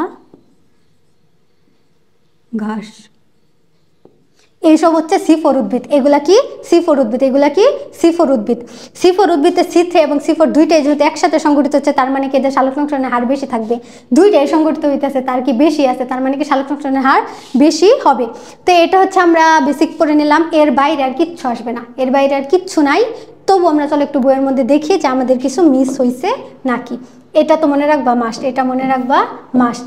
এরপরে চলো আমরা যাই, এই যে পাতার মেসোফিল টিস্যু, এই যে পাতার মেসোফিল টিস্যু সালোকসংশ্লেষণ প্রক্রিয়ার প্রধান স্থান। ওই যে একটা স্লাইড এর আগে আমরা রেখে আসলাম, ওই স্লাইডের বাইরে সালোকসংশ্লেষণে আর কিচ্ছু নাই, আর কিচ্ছু নাই, ঠিক আছে। তো পাতার যে মেসোফিল টিস্যু সালোকসংশ্লেষণ প্রক্রিয়ার প্রধান স্থান বলছি, মেসোফিল টিস্যুটা কি, যে প্যারেনকাইমা কোষ সমৃদ্ধ যেই টিস্যু সেটাই হচ্ছে পাতার মেসোফিল টিস্যু। মূলের মাধ্যমে পানি শোষণ করে, এই লাইনটা একটু মনে রাখবা। উদ্ভিদ থেকে মাটি থেকে মূলের মাধ্যমে পানি শোষণ করে, ক্লোরোপ্লাস্ট পর্যায়ে স্টোমা বা পত্ররন্ধ্রের মাধ্যমে বায়ুতে কার্বন ডাইঅক্সাইড গ্রহণ করে। কিসের মাধ্যমে কার্বন ডাইঅক্সাইড গ্রহণ করে? স্বাভাবিক পত্ররন্ধ্রের মাধ্যমে কার্বন ডাইঅক্সাইড আসবে। আর জলজ উদ্ভিদ পানিতে, জলজ উদ্ভিদ পানিতে। এই যে এখানে কি বুঝাইছে জানো, এই প্রক্রিয়াটা দেখো তো, এই যে এটা হচ্ছে সূর্য, সূর্য আলো দিচ্ছে, আলো এই যে পাতার এটাকে জুম করছে, এটাকে জুম করছে, এটাকে জুম করছে, জুম করে এই যে এখানে হচ্ছে এটাকে কি পাইছে, এটাকে হচ্ছে পাইছে মেসোফিল টিস্যু, এটাকে পাইছে এই যে দেখো, এই যে এই পুরাটাই কি মেসোফিল টিস্যু, এই পুরাটাই কি মেসোফিল টিস্যু, এই পুরাটাই মেসোফিল টিস্যু। এটাকে আবার জুম ইন করছে, এটাকে কি বলছে, জুম করছে, এটাকে জুম করছে। এগুলা কি পত্ররন্ধ্র, স্টোমা, পত্ররন্ধ্রের আরেকটা নাম কি স্টোমা, স্টোমা, পত্ররন্ধ্রের আরেকটা নাম কি স্টোমা, একটু মনে রাখবা, পত্ররন্ধ্রের আরেকটা নাম হচ্ছে স্টোমা। এইখানে আবার একটা জিনিস কি দেখো, এই যে এই ক্লোরোপ্লাস্ট, আমরা আরেকদিন একটা ক্লাসে বুঝাইছিলাম, এই ক্লোরোপ্লাস্টের মধ্যে যে মাতৃকা থাকে এটার নাম হচ্ছে স্ট্রোমা, আর পত্ররন্ধ্রের হচ্ছে স্টোমা। এই দুইটা মনে রাখবা, যে স্ট্রোমা হচ্ছে মাতৃকা, ক্লোরোপ্লাস্টের মাতৃকা হচ্ছে স্ট্রোমা, এবং পত্ররন্ধ্রের ইংলিশ কি স্টোমা। এটা একটু বাইরে বললাম, এই চ্যাপ্টারের দরকার নেই, ঠিক আছে। তো এখানে যে মেসোফিল টিস্যুর মধ্যে কি থাকে, ক্লোরোপ্লাস্ট থাকে। আর এখানে কি গ্রানাম চক্র, থাইলাকয়েড এসব বোঝার দরকার নেই এই চ্যাপ্টারে। তো ক্লোরোপ্লাস্টে হচ্ছে কি হয়, ক্লোরোপ্লাস্টের সালোকসংশ্লেষণ প্রক্রিয়া সংঘটিত হয় না, এটাই এখানে বুঝাইছে আর কি। তো চলো এরপরে আমরা নিচে যাই। তো পানিতে এইখানে এতটুকুর মধ্যে কি আলোচনা করছে আমি বলি। স্থলজ যে উদ্ভিদ আছে, স্থলজ উদ্ভিদ কোনগুলো, যেগুলো মাটিতে থাকে, আর জলজ উদ্ভিদ কোনগুলো, যেগুলো পানিতে হয়। পানিতে কি হয়, যে কচুরিপানা দেখি না আমরা, এসব কোথায় হয়, জলে হয়। আর মাটিতে কি হয়, আম জাম কাঁঠাল এসব উদ্ভিদ। তো মাটিতে যারা আছে, স্থলজ যারা আছে, ওরা হচ্ছে পত্ররন্ধ্রের মধ্যে দিয়ে কার্বন ডাইঅক্সাইড শোষণ করে, আর কি করে, ওইটারে মূলের মাধ্যমে পানি গ্রহণ করে। আর জলজ উদ্ভিদ যারা আছে এরা কি করে, পানিতে যে দ্রবীভূত কার্বন ডাইঅক্সাইড আসে সেটা গ্রহণ করে, পানিতে দ্রবীভূত কার্বন ডাইঅক্সাইড গ্রহণ করে। ওরা থাকেই পানিতে, ওরা কোথায় থাকে, পানিতে। তো এর মধ্যে দ্রবীভূত যে কার্বন ডাইঅক্সাইড আছে সেটাই হচ্ছে তারা গ্রহণ করে। এখন মনে রাখবো, বায়ুমণ্ডলে 0.03% এবং পানিতে 0.3% কার্বন ডাইঅক্সাইড থাকে। এর মধ্যে বেশি কোনটা দেখো তো, এর মধ্যে বেশি কোনটা, 0.03, অবভিয়াসলি লেস দেন 0.3। তো আমরা কি পাচ্ছি, এটা হচ্ছে জলে, এটা হচ্ছে জলে, আর এটা হচ্ছে স্থলে। তো আমরা কি পাচ্ছি না যে জলে বেশি কার্বন ডাইঅক্সাইড থাকে, আর কার্বন ডাইঅক্সাইডই হচ্ছে সালোকসংশ্লেষণের জন্য অতি গুরুত্বপূর্ণ মূল উপাদান। তো এখানে জলে যেহেতু কার্বন ডাইঅক্সাইড বেশি থাকতেছে, তার মানে অবভিয়াসলি সালোকসংশ্লেষণের হার স্থলজ উদ্ভিদ থেকে বেশি। মনে রাখবা, মাস্ট মাস্ট মাস্ট মাস্ট মনে রাখতে হবে।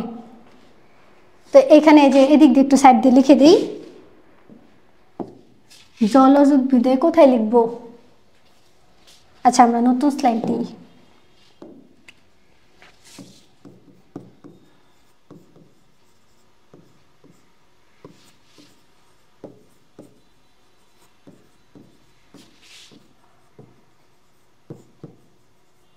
মনে রাখবে, এটা কি সালোকসংশ্লেষণ স্থলজ উদ্ভিদ থেকে বেশি ঘটে।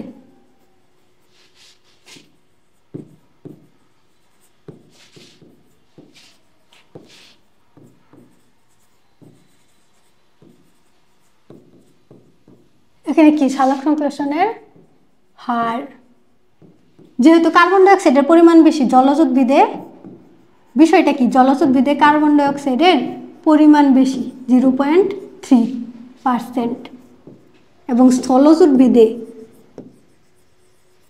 কার্বন ডাইঅক্সাইডের পরিমাণ কম 0.03%। এই কারণে হচ্ছে জলজ উদ্ভিদের সালোকসংশ্লেষণের হার বেশি, জলজ উদ্ভিদের সালোকসংশ্লেষণের হার বেশি, ঠিক আছে, সালোকসংশ্লেষণ স্থলের হার বেশি। এবার কি বলছে দেখো, অক্সিজেন এবং পানি সালোকসংশ্লেষণের প্রধান উপজাত, এটি একটি জারণ বিজারণ প্রক্রিয়া। যদি কোশ্চেন আসে সালোকসংশ্লেষণ একটি কোন ধরনের বিক্রিয়া, সালোকসংশ্লেষণ একটি জারণ বিজারণ প্রক্রিয়া, সালোকসংশ্লেষণ একটি জারণ বিজারণ প্রক্রিয়া। আরেকটা পড়ছিলাম, সালোকসংশ্লেষণ প্রক্রিয়া হইতেছে আলোক শক্তি রাসায়নিক শক্তিতে রূপান্তরিত হয়। এই যে পানি জারিত হয় এবং কার্বন ডাইঅক্সাইড বিজারিত হয়, মাস্ট মনে রাখতে হবে। এই প্রক্রিয়ায় সালোকসংশ্লেষণ প্রক্রিয়া যদি বলে কে জারিত হয়, জারিত হয়েছে কে, পানি, এবং কার্বন ডাইঅক্সাইড বিজারিত হয়েছে। এটা কিভাবে মনে রাখবা, আমরা কার্বন ডাইঅক্সাইড বিজারণের গতিপথই পড়ছি। তো বিজারণের গতিপথ কিসের গতিপথ, বিজারণের গতিপথ। তার মানে এখানে অবভিয়াসলি কার্বন ডাইঅক্সাইড বিজারিত হচ্ছে এবং পানি, তো একটা যেহেতু বিজারণ হয়ে যাচ্ছে আরেকটা অবভিয়াসলি জারিত হবে, তারপর কি হয়, পানি জারিত হয় এবং কার্বন ডাইঅক্সাইড বিজারিত হয়। এবং বিজারণের এই তিনটা গতিপথ পড়ছি, কি কি বলতো, কেলভিন চক্র, হ্যাচো-স্ল্যাক চক্র এবং হচ্ছে ক্রেজলেশন অ্যাসিড মেটাবলিজম। আচ্ছা ঠিক আছে, চলো আমরা পরে যাই। আচ্ছা এই জিনিসটা একটু মনে রাখবো, অক্সিজেন এবং পানি সালোকসংশ্লেষণের উপজাত দ্রব্য। উপজাত দ্রব্য কি মানে জানো, উপজাতি বলি না আমরা, উপজাতি কাদেরকে বলি, মানে বাঙালি হচ্ছে মেন জাতি, এর মধ্যে কিছু উপজাতি আছে, তাই তো। তার মানে কি মেনের নিচে যে প্রধান উপপ্রধান, মেনের নিচে যে জিনিসগুলো থাকে ওইটাকে আমরা উপ দ্বারা প্রকাশ করি। তো প্রধান যেটা হয় সেটা হচ্ছে গ্লুকোজ, এই যে C6H12O6, প্রধান উৎপাদিত বস্তু। তো এরপরে যেগুলো উৎপন্ন হবে এটা উপজাত। এবং কি কি উৎপন্ন হয়েছিল, পানি এবং অক্সিজেন উৎপন্ন হয়েছিল, তো এগুলাকে বলা হয় বাই প্রোডাক্ট, প্রোডাক্ট না বাই প্রোডাক্ট, উপজাত দ্রব্য অক্সিজেন এবং পানি। ঠিক আছে, ক্লিয়ার। সালোকসংশ্লেষণ প্রক্রিয়াকে এই যে 1905 সালে শারীরতত্ত্ববিদ ব্ল্যাকম্যান কি ছিলেন, শারীরতত্ত্ববিদ, দুইটি পর্যায়ে ভাগ করেন, সব পড়ানো হয়ে গেছে। একটা হচ্ছে লাইট ইন্ডিপেন্ডেন্ট আর একটা হচ্ছে লাইট ডিপেন্ডেন্ট, সব পড়ানো শেষ। এই যে আলোক পর্যায়ে, চলো আমরা দেখি কিছু বাদ হয়েছে নাকি। এই যে এই প্রক্রিয়ায় এটিপি, এডিনোসিন ট্রাইফসফেট, NADPH এবং হচ্ছে H+ উৎপন্ন হয়। এটিপির মধ্যে সঞ্চিত থাকে, প্রয়োজনে সে ভেঙে আমাদেরকে শক্তি দেয়।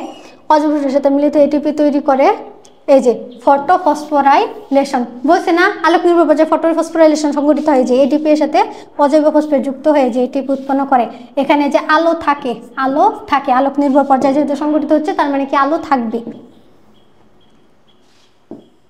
এই যে এটা কেউ খেয়াল করে না, অতটা নিচে তো কেউ খেয়াল করতে চায় না। সূর্যালোক এবং ক্লোরোফিলের সাহায্যে পানি বিয়োজিত অক্সিজেন, হাইড্রোজেন এবং ইলেকট্রন উৎপন্ন, এই প্রক্রিয়াকে পানির ফটোলাইসিস বলে। বলছি না এই যে লাইসিস মানে কি, ধ্বংস হচ্ছে, পানি ধ্বংস হয়ে যাচ্ছে, পানি ভেঙে যাচ্ছে, ভেঙে গিয়ে কি কি দিচ্ছে, অক্সিজেন, হাইড্রোজেন এবং ইলেকট্রন দিচ্ছে। ঠিক আছে, চলো এখানে আমরা নিচে দেখি। এই যে নিরপেক্ষ পর্যায়ে কার্বন ডাইঅক্সাইড, এই যে কার্বন ডাইঅক্সাইড বিজারিত হয়ে কার্বোহাইড্রেট পরিণত হয়। তিনটি গতিপথ, কয়টি গতিপথ সবুজ উদ্ভিদে, সেগুলো হচ্ছে এই যে ক্যালভিন চক্র, হ্যাচো-স্ল্যাক চক্র এবং ক্রেজলেশন অ্যাসিড বিপাক। সংক্ষিপ্ত আলোচনা প্রথম দুটির কি বলছে চলো দেখি। ক্যালভিন চক্র, এই যে আত্তীকরণ যে আছে না, এই যে আত্তীকরণ, এটা যারা বিজারণ বুঝে, কার্বন ডাইঅক্সাইড যে আত্তীকরণ আছে দেখে ভয় পায় না। কার্বন ডাইঅক্সাইড আত্তীকরণ মানে কি, কার্বন ডাইঅক্সাইড বিজারণের গতিপথ। ঠিক আছে, গতিপথকে কেলভিন চক্র, বেনসন ও বেসাম চক্র, এই যে অপোজিট নামগুলো মনে রাখবা, কেলভিন, বেনসন ও বেসাম চক্র, বেনসন ও বেসাম চক্র, সংক্ষেপে কেলভিন চক্র বলা হয়। আবিষ্কারের জন্য 1961 সালে কেলভিন এটা আবিষ্কার করে নোবেল পুরস্কার পেয়ে গেছে। দেখছো, নোবেল পুরস্কার। অধিকাংশ উদ্ভিদ এই প্রক্রিয়া শর্করা তৈরি হয়। প্রথম স্থায়ী পদার্থ 3 কার্বন বিশিষ্ট ফসফোগ্লিসারিক অ্যাসিড, এইগুলাই কোশ্চেন আসবে, কোশ্চেনের মধ্যে এইগুলাই, বুঝছো, এর বাইরে কোশ্চেন আসে না। এই ধরনের উদ্ভিদকে সিড উদ্ভিদ বলে। তো এইসব উদ্ভিদকে সিড উদ্ভিদ বলে। এগুলা কি কি, এগুলো মনে করো আম, জাম, কাঁঠাল, এগুলাই হচ্ছে সিড উদ্ভিদ। হ্যাচো-স্ল্যাক চক্রের মধ্যে কি কি আছে, হ্যাচো-স্ল্যাক সাইকেল, অস্ট্রিয় বিজ্ঞানী MD হ্যাচ ও CR-স্ল্যাক একটি গতিপথ আবিষ্কার করার প্রথম স্থায়ী পদার্থ 4 কার্বন বিশিষ্ট অক্সালোএসিটিক অ্যাসিড। মনে রাখবা কেলভিন নামটা কি সহজ উচ্চারণ করে ফেলতে পারতেছি না, তার মানে কি সহজ, 3 কি ছোট সংখ্যা, তো 3 কার্বন বিশিষ্ট ফসফোগ্লিসারিক অ্যাসিড কোনটায়, কেলভিন চক্রে। এবং হ্যাচো-স্ল্যাক হচ্ছে একটু মানে ঝামেলা লাগতেছে উচ্চারণ করতে, এটা কি আরো বড় সংখ্যা, 4 কার্বন বিশিষ্ট অক্সালোএসিটিক অ্যাসিড, C4 গতিপথ বলে। এই যে C4 একই সাথে হ্যাচো-স্ল্যাক চক্র এবং কেলভিন চক্র, তার মানে কি এখানে যে C4 এবং C3 যেটা ঘটে দুইটা একসাথে দেখা যায়। সিড উদ্ভিদের জন্য C4 উদ্ভিদের সংশ্লেষণের হার বেশি। আগেই বলছি এর মধ্যে দুইটাই সংঘটিত হইতেছে, তার মানে অবভিয়াসলি এর মধ্যে সংশ্লেষণের হার বেশি থাকবে, উৎপাদন ক্ষমতা বেশি। এই যে উদাহরণগুলো মনে রাখবা, ভুট্টা, আখ, অন্যান্য ঘাস জাতীয় উদ্ভিদ, মুথা ঘাস, অ্যামারান্থাস, C4 উদ্ভিদ পরিচালিত অ্যামারান্থাস অনেক দেখছো, এখন যদি মনে না থাকে সেটা হচ্ছে বুঝতেছো না অ্যামারান্থাস কোনটা, কিন্তু অ্যামারান্থাস অনেক দেখছো, অ্যামারান্থাস অনেক দেখছো। চলো একটু দেখাই কই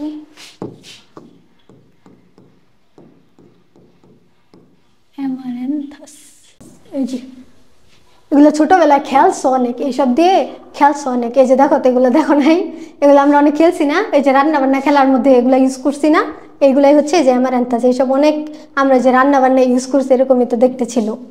এই যে এগুলাই হচ্ছে অ্যামারান্থাস, মনে রাখবা। এগুলা তাহলে কি মুথা ঘাস, তারপর হচ্ছে আখ, ভুট্টা, এগুলা কি C4 উদ্ভিদ, এসব কি C4 উদ্ভিদ, এটা একটু মনে রাখবা, ঠিক আছে। এগুলা কি C4 উদ্ভিদ, C4 সাইকেল সংগঠিত হয়। এই যে মুথা ঘাস উদ্ভিদ, অ্যামারান্থাস দেখাই দিছি, C4 পরিচালিত হয়, ঠিক আছে। চলো ক্লোরোফিলের ভূমিকা। আচ্ছা, ক্লোরোফিলের ভূমিকা এটা নিজে নিজে একটু পড়ে নিবা, পারবা।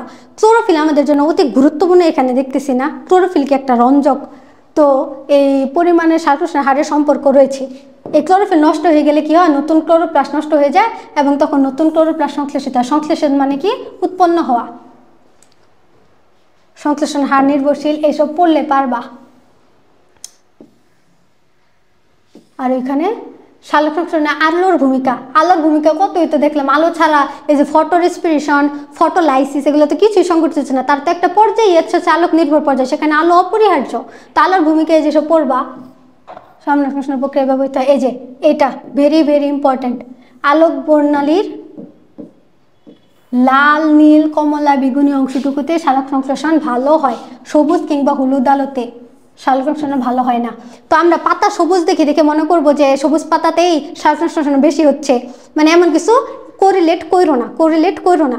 আলোক যে বর্ণালী আছে, বর্ণালীতে 7টা রং থাকে না, বেনিয়া সহ কলা, ওইখানের এই লাল, নীল, কমলা, বেগুনি, তো এখানে কি হয়, বক নীল, বক নীল, বক নীল, বকনীল দিয়ে মনে রাখবা। বেগুনি, কমলা, নীল, লাল, এগুলাতে সালোক সংশ্লেষণ ভালো হয়।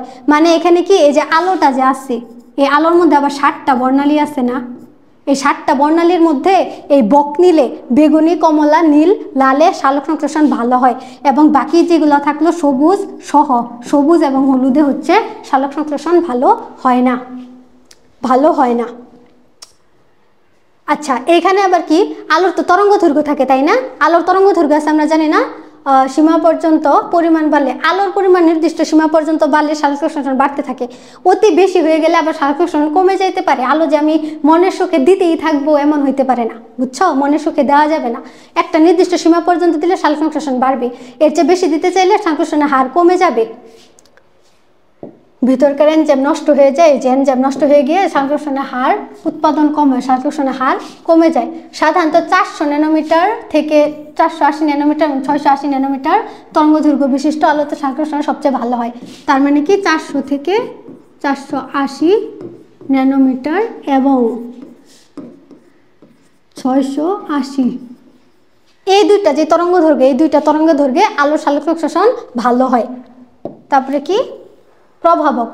আচ্ছা, প্রভাবক মানে কি, একটা প্রক্রিয়ার উপর এই সকল উপাদানের প্রভাব আছে, মানে সেটাকে প্রভাবিত করে দেয়, ঠিক আছে, এসবকে প্রভাবিত করে দেয়। আমাদের উপর ডিপ্রেশনের প্রভাব আছে না, ডিপ্রেশন আমাদেরকে কি করে, ডিপ্রেশন আমাদের সকল কাজকর্মে ব্যাঘাত ঘটায়, আমরা কোনো কাজ মনোযোগ দিয়ে করতে পারি না।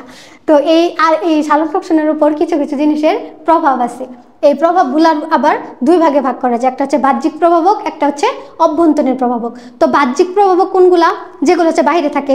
একটা উদ্ভিদের বাহিরে যা থাকতেছে সবই হচ্ছে বাহ্যিক, মানে আমি আছি, আমার বাইরে যা আছে সব বাহ্যিক। এখানে ধরে যে বোর্ড আছে, পেন আছে, এগুলো সব বাহ্যিক, আমার শরীরের মধ্যে নাই। আর অভ্যন্তরীণ কি, অভ্যন্তরীণ হচ্ছে আমার মধ্যে লিভার আছে, তারপরে কি আছে, হার্ট আছে, এগুলো সবই হচ্ছে অভ্যন্তরীণ, আমার মধ্যে আছে। তো গাছের মধ্যে যেগুলো থাকবে সেগুলো হচ্ছে অভ্যন্তরীণ, এবং বাইরে যেগুলো থাকবে সেটা হচ্ছে বাহ্যিক। সিম্পল জিনিস বোঝাই যায়। এই যে বাহ্যিক, আলোকে আমরা বাহির থেকে পাই না, আলো, কার্বন ডাইঅক্সাইড, এগুলোর পরিমাণ বাড়লে উনিও বাড়বে, সালোক সংশ্লেষণও বাড়বে। এই যে স্থলের পরিমাণ 0.03%। তারপরে এই যে তাপমাত্রা তো আমারও বাইরে, গাছেরও বাইরে, তাই না, তাপমাত্রা আকাশে বাতাসে থাকে, বাতাসে থাকে তাপমাত্রা। তারপরে কি, অতি নিম্ন তাপমাত্রায়, অতি উচ্চ তাপমাত্রায় উপর প্রক্রিয়া চলতে পারে না। আচ্ছা, এটা একটা মনে রাখবা যে অতি নিম্ন তাপমাত্রায় এবং অতি উচ্চ তাপমাত্রায়, খুব কম তাপমাত্রায় সালোকসংশ্লেষণ চলে না, খুব বেশি তাপমাত্রায় সালোকসংশ্লেষণ চলে না। তাহলে কোন তাপমাত্রাটা সালোকসংশ্লেষণের জন্য আদর্শ? এই 22 থেকে 35 ডিগ্রি, যেই 35 ডিগ্রি সেলসিয়াস পর্যন্ত। এটা চলো আমরা একটু স্লাইডে অ্যাড করে দিই, এটা গুরুত্বপূর্ণ। 22 থেকে 35, এটা একটু মনে রাখবা।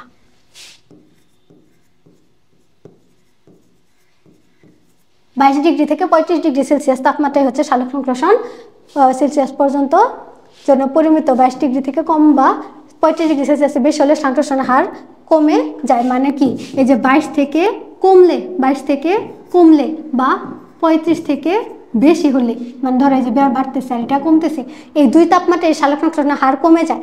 22 থেকে 35 ডিগ্রি সেলসিয়াসের মধ্যে রাখলে সালোকসংশ্লেষণটা ভালো হয়। ঠিক আছে, এরপরে কি, এই যে পানি থাকা আমাদের জন্য ভালো। এটা অতিরিক্ত পানি এনজাইমের সক্রিয়তা বিনষ্ট করতে পারে, মনে রাখবা। অক্সিজেন, সালোকসংশ্লেষণের জন্য অক্সিজেন লাগে না, কিন্তু যদি বেশি হয়ে যায়, সালোকসংশ্লেষণের বেশি হয়ে যায়, কমে যায়, ঘনত্ব কমলে সালোকসংশ্লেষণের হার বেড়ে যায়। যদি বেশি হয়ে যায় তাহলে সালোকসংশ্লেষণের হার কি হবে? কমে যাবে। যদি বেশি হয়ে যায় সালোকসংশ্লেষণের হার কমে যাবে, এবং যদি কমে যায় তাহলে বেড়ে যাবে। তার মানে কি, এখানে হচ্ছে ব্যস্তানুপাতিক সম্পর্ক আমরা দেখতেছি না? ব্যস্তানুপাতিক মানে কি, বাড়লে কমতেছে, আর যদি কমে যায় তাহলে বাড়তেছে। ঘনত্ব কমে গেলে অক্সিজেনবিহীন পরিবেশে সালোকসংশ্লেষণ সম্পূর্ণ বন্ধ হয়ে যায়। সম্পূর্ণ অক্সিজেনবিহীন পরিবেশে সালোকসংশ্লেষণ একদম বন্ধ হয়ে যায়। ঠিক আছে, একদম বন্ধ হয়ে যায়। খনিজ পদার্থ, এই যে নাইট্রোজেন এবং ম্যাগনেসিয়াম। ক্লোরোফিলের প্রধান উপকরণ নাইট্রোজেন এবং ম্যাগনেসিয়াম, মাস্ট মনে রাখবা। ক্লোরোফিলের প্রধান উপকরণ কি? নাইট্রোজেন এবং ম্যাগনেসিয়াম। ক্লোরোফিল যে আছে এটার প্রধান উপকরণ হচ্ছে নাইট্রোজেন ও ম্যাগনেসিয়াম। লোহার পাতা ক্লোরোফিল সংশ্লেষণ করতে পারে না, এটা একটু মনোযোগ দিয়ে পড়বা, এসব পড়লেই পারবা। হার কমে যায়। রাসায়নিক পদার্থ, এই যে বাতাসে ক্লোরোফ্লম, হাইড্রোজেন সালফাইড, মিথেন বা কোনো বিষাক্ত গ্যাস থাকলে ব্যাঘাত ঘটে, একেবারে বন্ধ হয়ে যায়। বিষাক্ত জিনিস থাকলে তো ব্যাঘাতই ঘটবে, এটাই স্বাভাবিক না? আর অভ্যন্তরীণ প্রভাবকগুলো, এই যে পাতার বয়স এবং সংখ্যা, মানে অতি বৃদ্ধরা, মানে যারা একদম ছোট আছে এরাও কিন্তু কোনো কাজ করতে পারে না। আবার যাদের বয়স একদম অনেক বেশি তারাও কিন্তু কোনো কাজ করতে পারে না। কাজ করে কারা? আমাদের বয়সীরা, যাদের হচ্ছে নতুন রক্ত গরম, তারা হচ্ছে বেশি কাজ করে। তো সালোকসংশ্লেষণের ক্ষেত্রেও পাতার যদি বয়স অনেক বেশি হয় সেও হচ্ছে খুব একটা বেশি ভূমিকা রাখতে পারে না। আবার যদি একদম নতুন পাতা হয় তার আবার এদিকে একটু ভূমিকা আছে। এই যে একেবারে কচি পাতায়, নতুন একেবারে পাতায় এবং ক্লোরোফিলের বয়স্ক পাতায় ক্লোরোফিলের পরিমাণ কম হয়। ক্লোরোপ্লাস্টের সংখ্যা বেশি হয়, সংশ্লেষণও ঘটে। পাতার সংখ্যা বেশি হলে সংশ্লেষণ বেশি হবে, স্বাভাবিক। শর্করা এর পরিমাণ পড়ে নিবা। পটাশিয়ামের বেশি কম যেতে পারে। পটাশিয়াম, এই যে এটা মনে রাখবা, পটাশিয়াম অনুঘটক হিসেবে কাজ করে। পটাশিয়াম কি হিসেবে কাজ করে? অনুঘটক। তার মানে কি, সে হচ্ছে এটাতে একটু হেল্প করে, বুঝছো? তো পটাশিয়াম অনুঘটক হিসেবে কাজ করে, এনজাইমের প্রয়োজন হয়। আচ্ছা, এখানে হচ্ছে সালোকসংশ্লেষণের অনেক গুরুত্ব দেওয়া আছে, যে জিনিসটা মনে রাখবো। বায়ুতে অক্সিজেনের পরিমাণ 20.95 ভাগ, 20.95 ভাগ। কার্বন ডাইঅক্সাইডের পরিমাণ 0.033 ভাগ। অক্সিজেনের পরিমাণ 20.95 এবং কার্বন ডাইঅক্সাইডের পরিমাণ 0.033। আর জলে কত?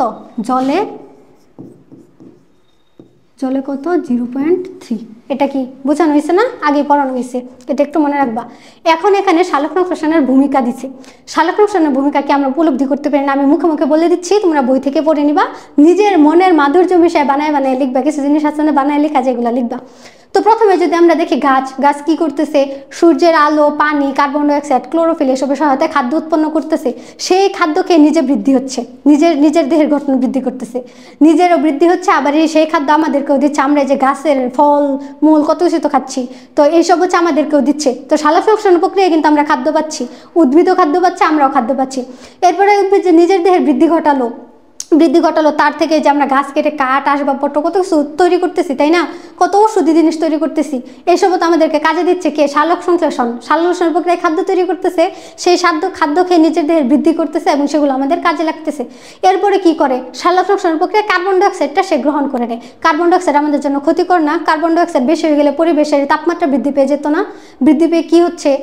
এই যে বিভিন্ন প্রাকৃতিক দুর্যোগ দেখা দিচ্ছে। তো সে হচ্ছে পরিবেশ থেকে যে কার্বন ডাইঅক্সাইডটা যে শুষে নিচ্ছে, নইলে যে মানুষ আমরা কি করি? আমরা হচ্ছে অক্সিজেন গ্রহণ করি এবং কার্বন ডাইঅক্সাইড ত্যাগ করি। এই যে আমরা যে এত কার্বন ডাইঅক্সাইড ত্যাগ করতেছি, পরে তো আমরা অক্সিজেন পাইতাম না। তাহলে কি এই কার্বন ডাইঅক্সাইড যে উদ্ভিদ নিয়ে নিচ্ছে, সালোকসংশ্লেষণ প্রক্রিয়ায় তো নিয়ে নিচ্ছে, নিয়ে আমাদের কি করছে, সাহায্য করছে। এইসব জিনিস একটু নিজে নিজে পড়ে নিবা, আশা করি নিজে নিজে পারবা।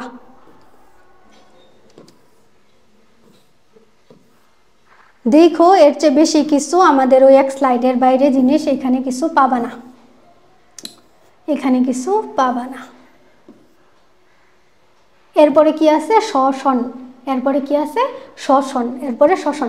আমি এই চ্যাপ্টার থেকে কিছু কোশ্চেন বলে দিই, দেখবা এর বাইরে কোশ্চেন আসে না, সিকিউ আর কি।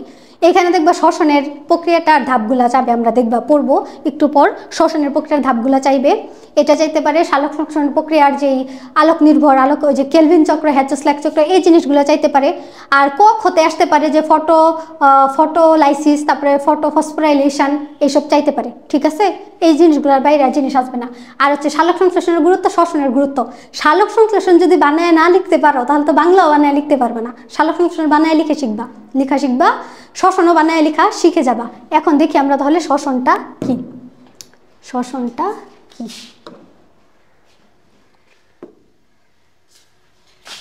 শ্বসনটা কি, এখন আমাদের পড়ার বিষয় কি, শ্বসন।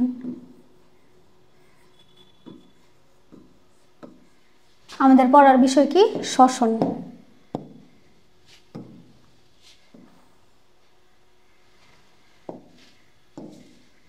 এই শ্বসনকেও দুইটা পর্যায়ে ভাগ করা হয়েছে। আচ্ছা, শ্বসনটা তো মানে সালোকসংশ্লেষণ যেমন আমরা জানতাম, সালোকসংশ্লেষণ কি, এই প্রক্রিয়া উদ্ভিদ খাদ্য উৎপন্ন করে। তাহলে শ্বসন জিনিসটা কি, চলো আমরা একটু বুঝি। শ্বসনটা হচ্ছে যে আমরা যারা প্রাণী আছে, আমরা খাদ্য গ্রহণ করি না, আমরা তো খাদ্য গ্রহণ করি, এই খাদ্য থেকে আমাদের দেহে শক্তি উৎপন্ন হয় না, এটা তো একটা প্রক্রিয়ার মাধ্যমে হয়, এই প্রক্রিয়াটাই হচ্ছে শ্বসন। এর বাইরে আর কিচ্ছু না। আমরা অক্সিজেন গ্রহণ করি, খাদ্য গ্রহণ করি, এই অক্সিজেনের মাধ্যমে এই খাদ্যটা জারিত হয়। কি জারণ সবসময় কি দ্বারা ঘটানো হয় বলো তো, অক্সিজেন দ্বারা ঘটানো হয়। তো আমরা যে খাদ্য গ্রহণ করি, এই গৃহীত খাদ্যটাকে অক্সিজেন দ্বারা জারিত করে আমাদের দেহে শক্তি উৎপন্ন করে, যে আমরা চলাফেরা করতেছি, সব কিছু যে করতেছি, এর জন্য আমাদের কিসের প্রয়োজন, শক্তির প্রয়োজন। এই শক্তিটা উৎপন্ন হয়ে হচ্ছে শ্বসন প্রক্রিয়া। এখন দেখো তো, আমরা যে খাদ্য গ্রহণ করতেছি, মানে শক্তি উৎপন্ন হচ্ছে খাদ্য থেকে, খাদ্যটা আবার আসতেছে কোথা থেকে, সালোকসংশ্লেষণ প্রক্রিয়ায়। তার মানে শ্বসন সালোকসংশ্লেষণ প্রক্রিয়ার উপর নির্ভরশীল। আবার শ্বসন প্রক্রিয়ায় অক্সিজেন থেকে এই খাদ্য শক্তি উৎপন্নের সাথে কার্বন ডাইঅক্সাইড উৎপন্ন হয়। কার্বন ডাইঅক্সাইড আবার কার জন্য দরকার, সালোকসংশ্লেষণের জন্য দরকার। তাহলে আমরা কি দেখতেছি, যে এই শ্বসন আর সালোকসংশ্লেষণ, শ্বসন আর সালোকসংশ্লেষণ একে অপরের উপর নির্ভরশীল।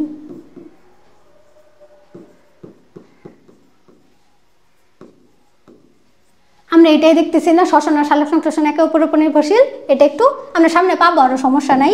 তো এই শ্বসনকে দুইটা পর্যায়ে ভাগ করছি, শ্বসনকেও দুই ভাগে ভাগ করা যায়। একটা হচ্ছে সবাত শ্বসন, সবাত সঙ্গে, সবাত সঙ্গে, আমার সঙ্গে কিছু আসে কি, সবাত। তো যেখানে অক্সিজেন প্রয়োজন সেটা হচ্ছে সবাত, আর অবাত নাই, আমার সাথে নাই, সেটা হচ্ছে অক্সিজেনের প্রয়োজন নাই, সেটা অক্সিজেনের প্রয়োজন নাই। একটা হচ্ছে সবাত শ্বসন,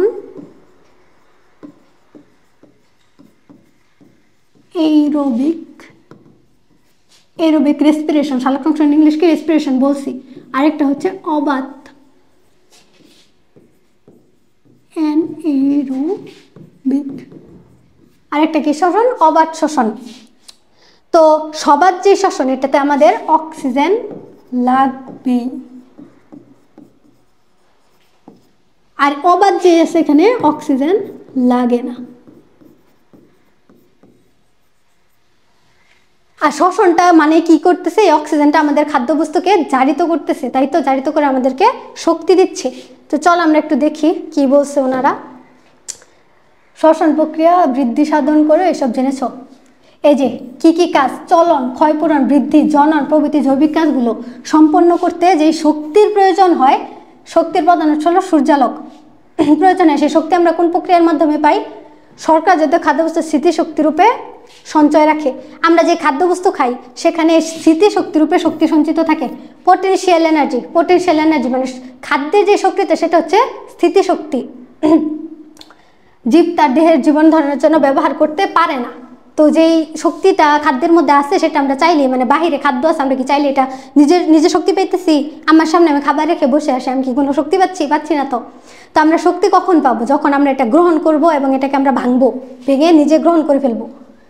এই যে প্রথমে ভেঙে সরল যোগে পরিণত এবং পরে জারিত হয়ে রাসায়নিক শক্তি এটিপি রূপান্তরিত হয়। এই যে জারিত আমরা করতেছি কি দ্বারা? অক্সিজেন দ্বারা। জারণ আমরা কি দ্বারা করি? অক্সিজেন দ্বারা। দিবারাত্রি 24 ঘন্টায় শ্বসন চলতে পারে।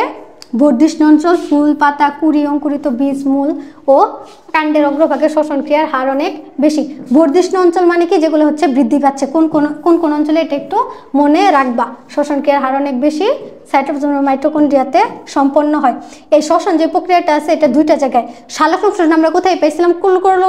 ক্লোরোপ্লাস্টে পাইছিলাম। আর যেই শ্বসন আছে সজীব কোষের সাইটোপ্লাজম এবং মাইটোকন্ড্রিয়া।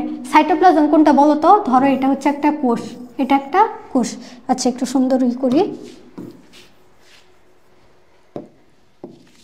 এটা ধরো একটা কোষ। এই কোষের তো এখানে নিউক্লিয়াসটা আছে না, ধরো এটা নিউক্লিয়াস। এই নিউক্লিয়াস বাদে এই কোষের মধ্যে এই যে পুরাটা যে তরল থাকে এটা কি বলে? হচ্ছে সাইটোপ্লাজম। এই পুরাটাকে কি বলে? সাইটোপ্লাজম। আর মাইটোকন্ড্রিয়া তো জানোই, পাওয়ার হাউস বলা হয় মাইটোকন্ড্রিয়াকে, এটা তো চিনোই। শক্তি উৎপন্ন করে। এই যে শ্বসনের প্রকারভেদ। শ্বসনের সময় অক্সিজেনের ভিত্তিতে শ্বসনকে দুই ভাগে ভাগ করা যায়। একটা হচ্ছে সবাত শোষণ, এরোবিক রেসপিরেশন, আরেকটা হচ্ছে এই যে দেখো, আরেকটা কোথায়? এটা সবাত শোষণের ধাপ। আরেকটা আমরা নিচে পাবো অবাত শোষণ। ঠিক আছে? তো সবাত যেটা আছে এটাতে অক্সিজেন আছে, অক্সিজেন দ্বারা জারিত করতেছি। খাদ্যদ্রব্য সম্পূর্ণ জারিত হয়ে যায়, খাদ্যদ্রব্য সম্পূর্ণ জারিত হয়ে যায়, খাদ্যদ্রব্য সম্পূর্ণ জারিত হয়।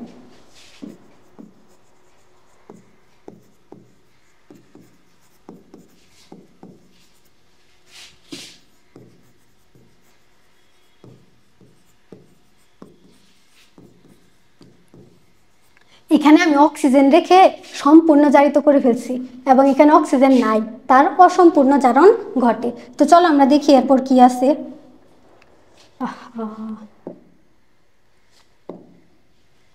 এরপর চলো আমরা দেখি। এখানে এই যে দেখো, এটা হচ্ছে শ্বসন প্রক্রিয়া। এই যে দেখো তো কি বলছে? সবাত শোষণ। যে শ্বসন প্রক্রিয়া অক্সিজেনের প্রয়োজন হয় এবং শ্বসনিক বস্তু, এই যে মনে রাখবা শ্বসনিক বস্তু ক নাম্বারের কোশ্চেন, যে এখানে শ্বসনিক বস্তু কোনগুলা? আমরা যে খাদ্য গ্রহণ করি সেখানে কি কি পুষ্টি উপাদান থাকে? শর্করা, তারপরে হচ্ছে আমিষ, প্রোটিন, তারপরে হচ্ছে লিপিড, এইসবই থাকে না? এইসব ভেঙেই তো আমরা শক্তিটা পাই। তো শ্বসনিক বস্তু কোনগুলা?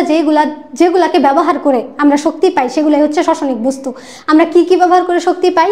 এই যে প্রোটিন, লিপিড, শর্করা, বিভিন্ন ধরনের জৈব অ্যাসিড, এসব ব্যবহার করে আমরা শক্তি পাই।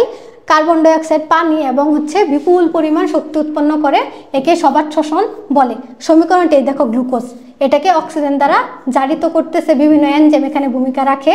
কার্বন ডাইঅক্সাইড, পানি, শক্তি মাস্ট মনে রাখবা 686 কিলো ক্যালোরি পার মোল শক্তি উৎপন্ন করে। তাহলে এখানে কত মোল? 686 কিলো ক্যালোরি পার মোল। পার মোল বলতে কি বোঝায়? এক এক মোল থেকে হচ্ছে 686 কিলো ক্যালোরি শক্তি উৎপন্ন হয়।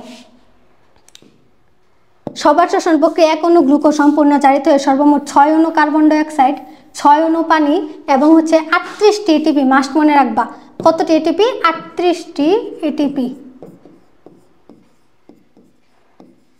সেখানে আমরা দেখব, অবাত শোষণে আমরা দেখব 38টি এটিপি উৎপন্ন। সবাত শোষণের 4টা ধাপ। প্রথমটা কি? গ্লাইকোলাইসিস,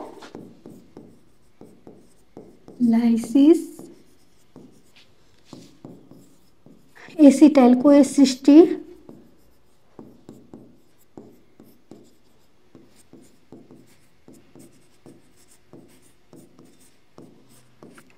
আচ্ছা, এই যে এসিটাইল কোয়ের সৃষ্টিটা আছে না, এখানে কো এ দ্বারা কি বোঝায় জানো? কো এনজাইম। কোএনজাইম এ, তার মানে কি? এসিটাইল কোএনজাইম এ, এসিটাইল কোএনজাইম এ সৃষ্টি। আর হচ্ছে কি আছে এখানে? হচ্ছে ক্রেবস চক্র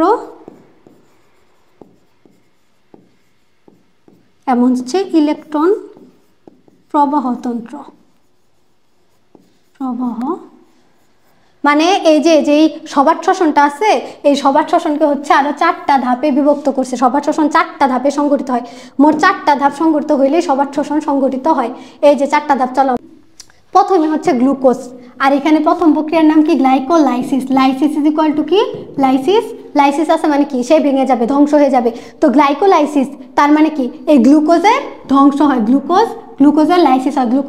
গ্লুকোজ ভেঙে যায়। ভেঙে গিয়ে কি উৎপন্ন করে?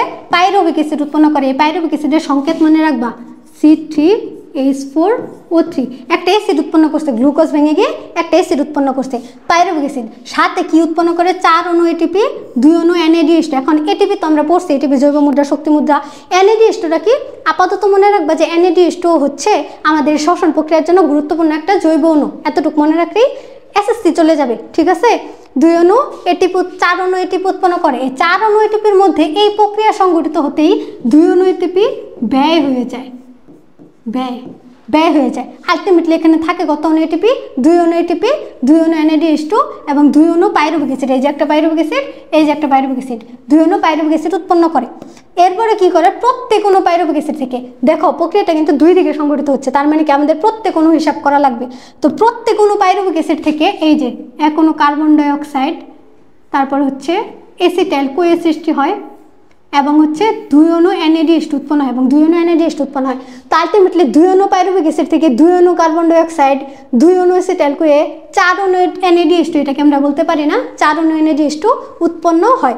এরপরে যে এসিটাইল কোয়ে যে আছে, এসিটাইল কোয়ে ক্র্যাফ চক্রে প্রবেশ করে। এই যে এসিটাইল কোয়ে আইসা এই ক্র্যাফ চক্রে প্রবেশ করে, এটাও কি একটা চক্র। এই চক্রে প্রবেশ করার পর এখানে 3 অণু NADH2, 1 অণু FADH2 এবং 1 অণু GTP উৎপন্ন হয়। এগুলো সবই হচ্ছে, এটা হচ্ছে ফ্লাভিন,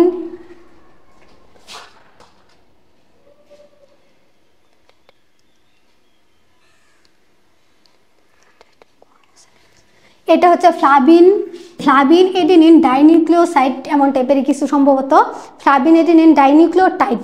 ফ্লাভিন এডিনিন ডাইনিউক্লিওটাইড, এটা হচ্ছে গনোসাইন ট্রাইফসফেট, জেটিপির মতো গনোসাইন ট্রাইফসফেট। আর NADH2 তো বললাম, এগুলো সবই হচ্ছে একটা জৈব অণু যেগুলো আমাদের শ্বসনের জন্য গুরুত্বপূর্ণ, আমাদের জন্য লাগে। তো এখানে ক্র্যাফ চক্রে কি কি উৎপন্ন হইলো? তাইলে আমরা যদি সামারি করি, গ্লাইকোলাইসিসে 2 অণু এটিপি ব্যয়, 2 অণু এটিপি ব্যয় প্লাস হচ্ছে 2 অণু এটিপি আর 2 অণু NADH2, এসব উৎপন্ন হয়েছিল গ্লাইকোলাইসিসে। এসিটাইল কোয়েতে আমরা কি পেয়েছিলাম? এসিটাইল কোয়েতে কত অণু উৎপন্ন হয়েছিল? চলো দেখি একটু। এসিটাইল কোয়েতে, এই যে এসিটাইল কোয়েতে এক একটা থেকে আমরা কয়টা হিসাব করতেছি? এক একটা থেকে 2 অণু NADH2 উৎপন্ন হয়েছিল। 2 অণু NADH2, 2 অণু NADH2, 2 অণু NADH2। এবং ক্র্যাফ চক্রে আমরা কি কি পাইলাম? ক্র্যাফ চক্রে আমরা পাইলাম, এইখানে না, ক্র্যাফ চক্রে আমরা কি কি পাইছি? ক্র্যাফ চক্রে আমরা পেলাম হচ্ছে 3 অণু NADH2, 1 অণু FADH2, 1 অণু GTP, 3 অণু NADH2, 1 অণু FADH2, 1 অণু GTP। এগুলো হচ্ছে ক্র্যাফ চক্র উৎপন্ন হয়। এবং এই সব কিছু মিলে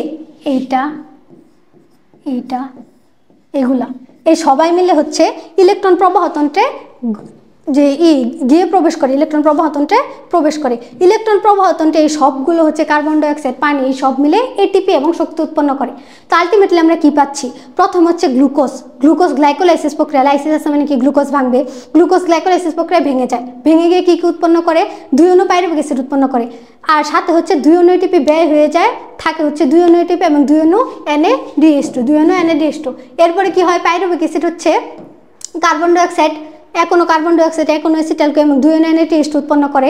এরা আবার মিলে হচ্ছে ক্র্যাফ চক্রে প্রবেশ করে। ক্র্যাফ চক্র এদেরকে রূপান্তরিত করে 3 অণু NADH2, 1 অণু FADH2, 1 অণু GTP-তে রূপান্তর করে। এই সব মিলে হচ্ছে এই ইলেকট্রন প্রবাহতন্ত্রে প্রবেশ করে এটিপি এবং শক্তি উৎপন্ন করে এবং কার্বন ডাইঅক্সাইড উৎপন্ন করে।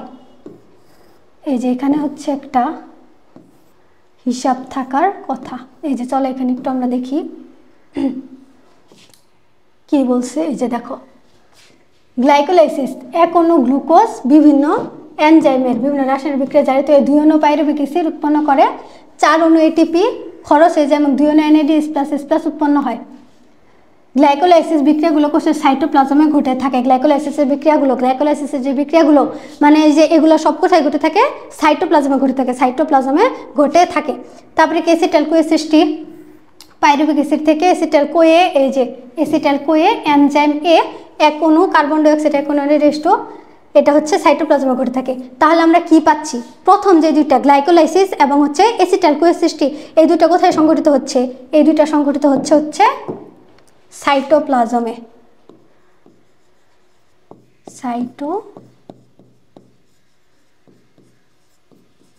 সাইটোপ্লাজমে এই দুটো কোথায় সংঘটিত হচ্ছে, সাইটোপ্লাজমে সংঘটিত হচ্ছে।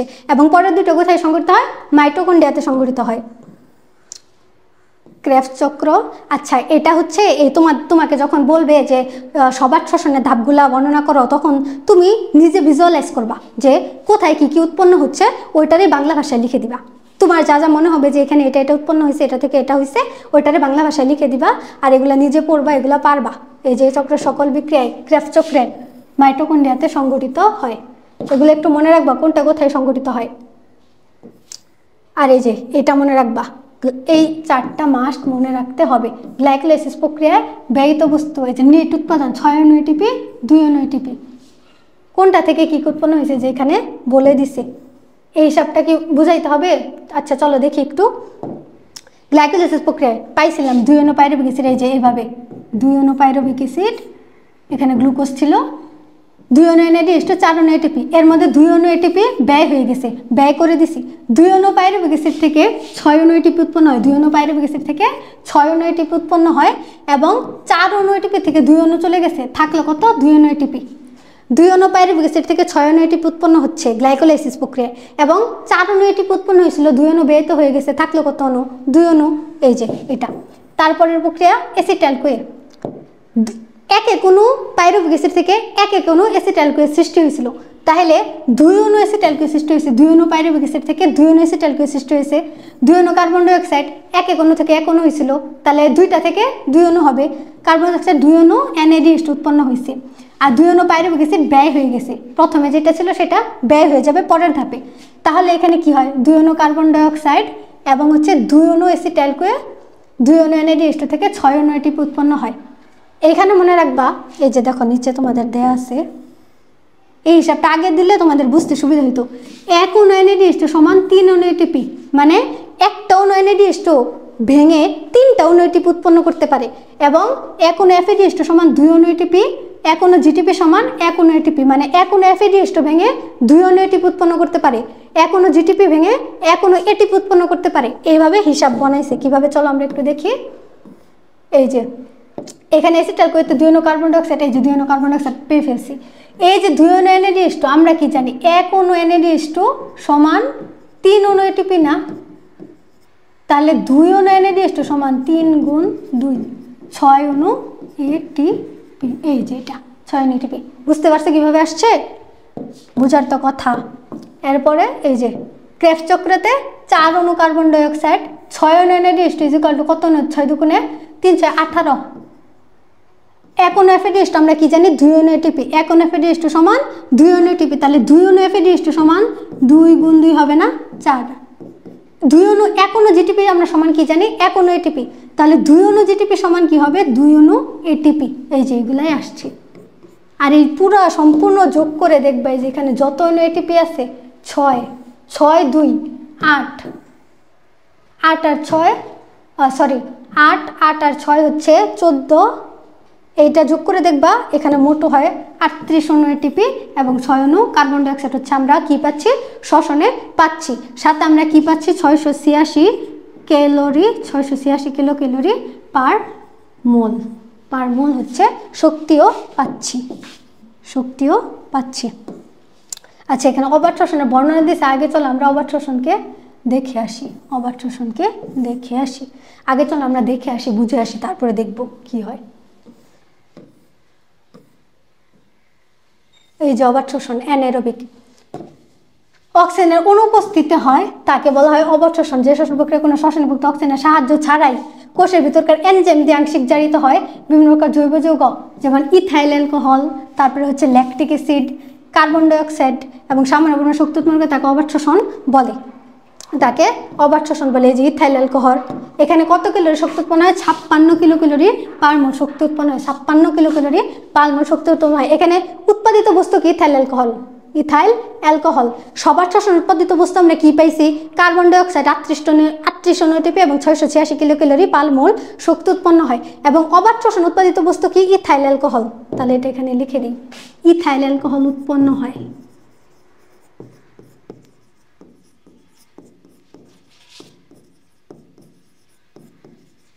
ইথাইল অ্যালকোহল উৎপন্ন হয়। ইথাইল অ্যালকোহলের সংকেতটা একটু দেখে রাখবা, C2H5OH, কার্বন ডাইঅক্সাইড এবং 56 কিলো ক্যালোরি পার মোল। 56 এই যে আসছে। আর এটা কি? 56 কিলো ক্যালোরি পার মোল শক্তি উৎপন্ন হয়। কিছু অণুজীবে ব্যাকটেরিয়া এবং ইস্টে অবাত শ্বসন হয়ে থাকে। মোস্ট ইম্পর্টেন্ট, ব্যাকটেরিয়া এবং ইস্টে অবাত শ্বসন হয়ে থাকে। কোথায় অবাত শ্বসন হয়? যদি বলে কোথায় অবাত শ্বসন হয়? ব্যাকটেরিয়া এবং ইস্টে।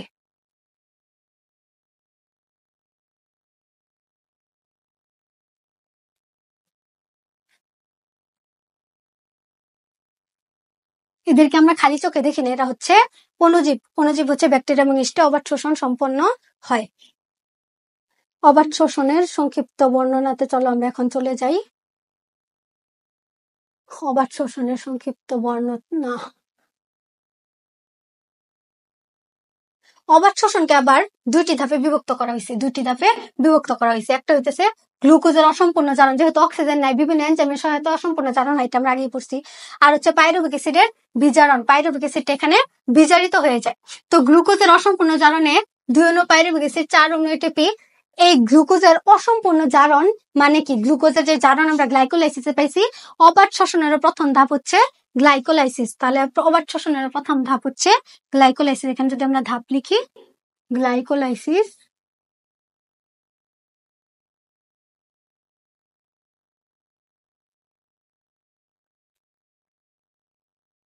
আরেকটা কি? আরেকটা হচ্ছে পাইরুভিক অ্যাসিডের বিজারণ। আরেকটা হচ্ছে পাইরুভিক অ্যাসিডের বিজারণ।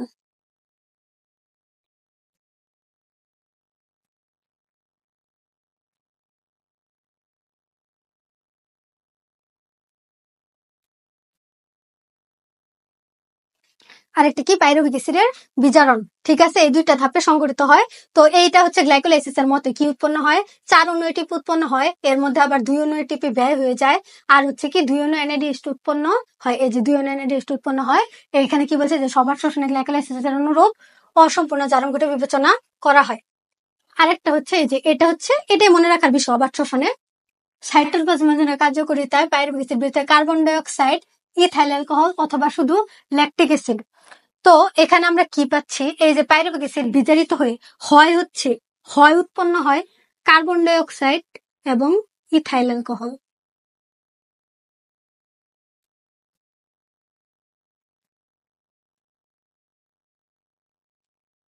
কার্বন ডাইঅক্সাইড এবং ইথাইল অ্যালকোহল অথবা শুধু ল্যাকটিক অ্যাসিড।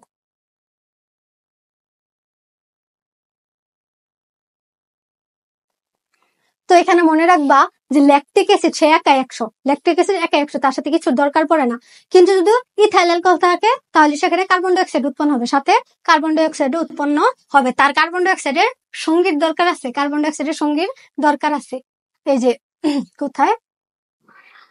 জারিত হয়ে ইলেকট্রন প্রোটন শক্তি নির্গত হয়। শক্তি কত? 56 কিলো ক্যালোরি পার মোল। তখন অক্সিডেটিভ ফসফোরাইলেশন চলে না, অক্সিডেটিভ ফসফোরাইলেশন কি মানে? হচ্ছে অক্সিডেটিভ মানে কি? ফসফোরাইলেশন অনেকগুলো আছে, একটা হচ্ছে অক্সিডেটিভ, আরেকটা হচ্ছে ফটো ফসফোরাইলেশন। অক্সিডেটিভ ফসফোরাইলেশন অক্সিজেনের সহায়তা অক্সিজেনের উপস্থিতিতে ঘটে, এবং ফটো ফসফোরাইলেশন কি হয়? আলোর উপস্থিতিতে ঘটে। আর এখানে অবাত শ্বসন অক্সিজেন নাই, তাহলে অক্সিডেটিভ ফসফোরাইলেশন হবে? এটিপি উৎপন্ন হবে না, চলে না। 2 অণু এটিপি পাওয়া যায়, তাহলে গ্লাইকোলাইসিসের নিট 2 অণু এটিপি পাওয়া যায়। ঠিক আছে, অবাত শ্বসনের ক্ষেত্রে কত অণু এটিপি উৎপন্ন হয়? 2 অণু, এটা মনে রাখবা। 2 অণু এটিপি, ইথাইল অ্যালকোহল প্লাস 2 অণু এটিপি, 2 অণু এটিপি উৎপন্ন হয়। আচ্ছা, এখানে হচ্ছে প্রভাবক দেওয়া আছে, বলছি প্রভাবক মানে কি, তার আমার উপর তার প্রভাব আছে। তো প্রভাবক মানে এটা কি, যে এরা হচ্ছে আমার উপর প্রভাব বিস্তার করে, এরা আমার উপর প্রভাব বিস্তার করে। ঠিক আছে, এই শালক ফাংশন মতে এর একটা তাপমাত্রা আছে 20 ডিগ্রি সেলসিয়াস নিচে 45 ডিগ্রি উপর তাপমাত্রা শোষণ হার কমে যায়। তাহলে এখানে লিখে রাখি এটা তাপমাত্রা আমরা কত পাচ্ছি, 20 ডিগ্রি সেলসিয়াস থেকে 45 ডিগ্রি সেলসিয়াস। এই তাপমাত্রায় শোষণ সবচেয়ে ভালো চলে, এই তাপমাত্রায় শোষণ সবচেয়ে ভালো চলে। কার্বন ডাই অক্সাইড এবং পানি উৎপন্ন করে। আচ্ছা, এগুলা নিজে একটু পড়ে নিবা, কি কি অভ্যন্তরীণ প্রভাবক বাহ্যিক প্রভাবক এরও হচ্ছে দুই ভাগে ভাগ করছে। মানে হচ্ছে একটা হচ্ছে বাহ্যিক, যেটা হচ্ছে বাহির থেকে, আর একটা হচ্ছে অভ্যন্তরীণ, যেটা ভিতরে থাকে। এসবের প্রভাব নিজে নিজে নিজে পড়তে পারবা, সমস্যা নেই। শ্বসনের গুরুত্ব কি আমরা পারবো না? শ্বসনের ফলেই তো আমরা শক্তি পাচ্ছি, শক্তি ছাড়া কি আমরা চলাফেরা বেঁচে থাকতে পারতাম? শক্তি ছাড়া পারতাম না। তো আমাদের হচ্ছে শ্বসন অতি গুরুত্বপূর্ণ। এগুলোর পারস্পরিক নির্ভরশীলতা একটু পড়ে নিবা। তারপরে যে এসব মনে রাখবো, স্টের অবাধ শ্বসনে অ্যালকোহল। তাহলে যদি অ্যালকোহলের জন্য কোন প্রক্রিয়ার প্রয়োজনীয়তা আমরা বলি, অবাধ শ্বসন উৎপন্ন হয় ইথাইল অ্যালকোহল, মনে রাখবে ইথাইল অ্যালকোহল। তাহলে অ্যালকোহলের সাথে সম্পর্কিত হচ্ছে শ্বসন, কার্বন ডাই অক্সাইড গ্যাস তৈরি করে। এই কার্বন ডাই অক্সাইড রুটি ফুলে গিয়ে ভিতরে ফাঁপা হয়, স্টের জারণ দ্বারা হইতেছে। ওই যে পাউরুটি খাও না, পাউরুটি ফুলা ফুলা হয়, এগুলো হচ্ছে এই কার্বন ডাই অক্সাইড, রুটি ফুলে যায়। তারপরে যে ফার্মেন্টেশন প্রক্রিয়ায় দই, পনির ইত্যাদি উৎপাদিত হয়, এগুলো সবই হচ্ছে শ্বসন। ল্যাকটিক অ্যাসিড কোথায় থাকে বলতো? ল্যাকটিক অ্যাসিড থাকে হচ্ছে দুধে। দুধের ফার্মেন্টেশন প্রক্রিয়ায় দই, পনির এগুলো উৎপাদিত হয় যে বিভিন্ন শিল্পে, রুটি তৈরিতে, এগুলো সবই হচ্ছে শ্বসনের কামাল। ঠিক আছে, শ্বসনের কামাল। ঠিক আছে, চ্যাপ্টার বুঝতে পারছো সম্ভবত। এখন চলো আমরা কিছু কোশ্চেন সলভ করি। এখান থেকে শুরু করি। পাইরুভিক অ্যাসিডের সংকেত কোনটি? পাইরুভিক অ্যাসিডের সংকেত কি আমি লিখে দিই নাই? C3H4O3। পাইরুভিক অ্যাসিডের সংকেত আমি লিখে দিছি না? এটা কি, এই যে কোন নাম্বারে আছে, এটা কিসের সংকেত বলো তো? C6H12O6। এটা হচ্ছে গ্লুকোজের না? বলছি তো, এটা কিসের? এটা হচ্ছে গ্লুকোজের। C2H5OH, এটা যে ইথাইল অ্যালকোহল, এটা দেখছো না? এটা ইথাইল অ্যালকোহল।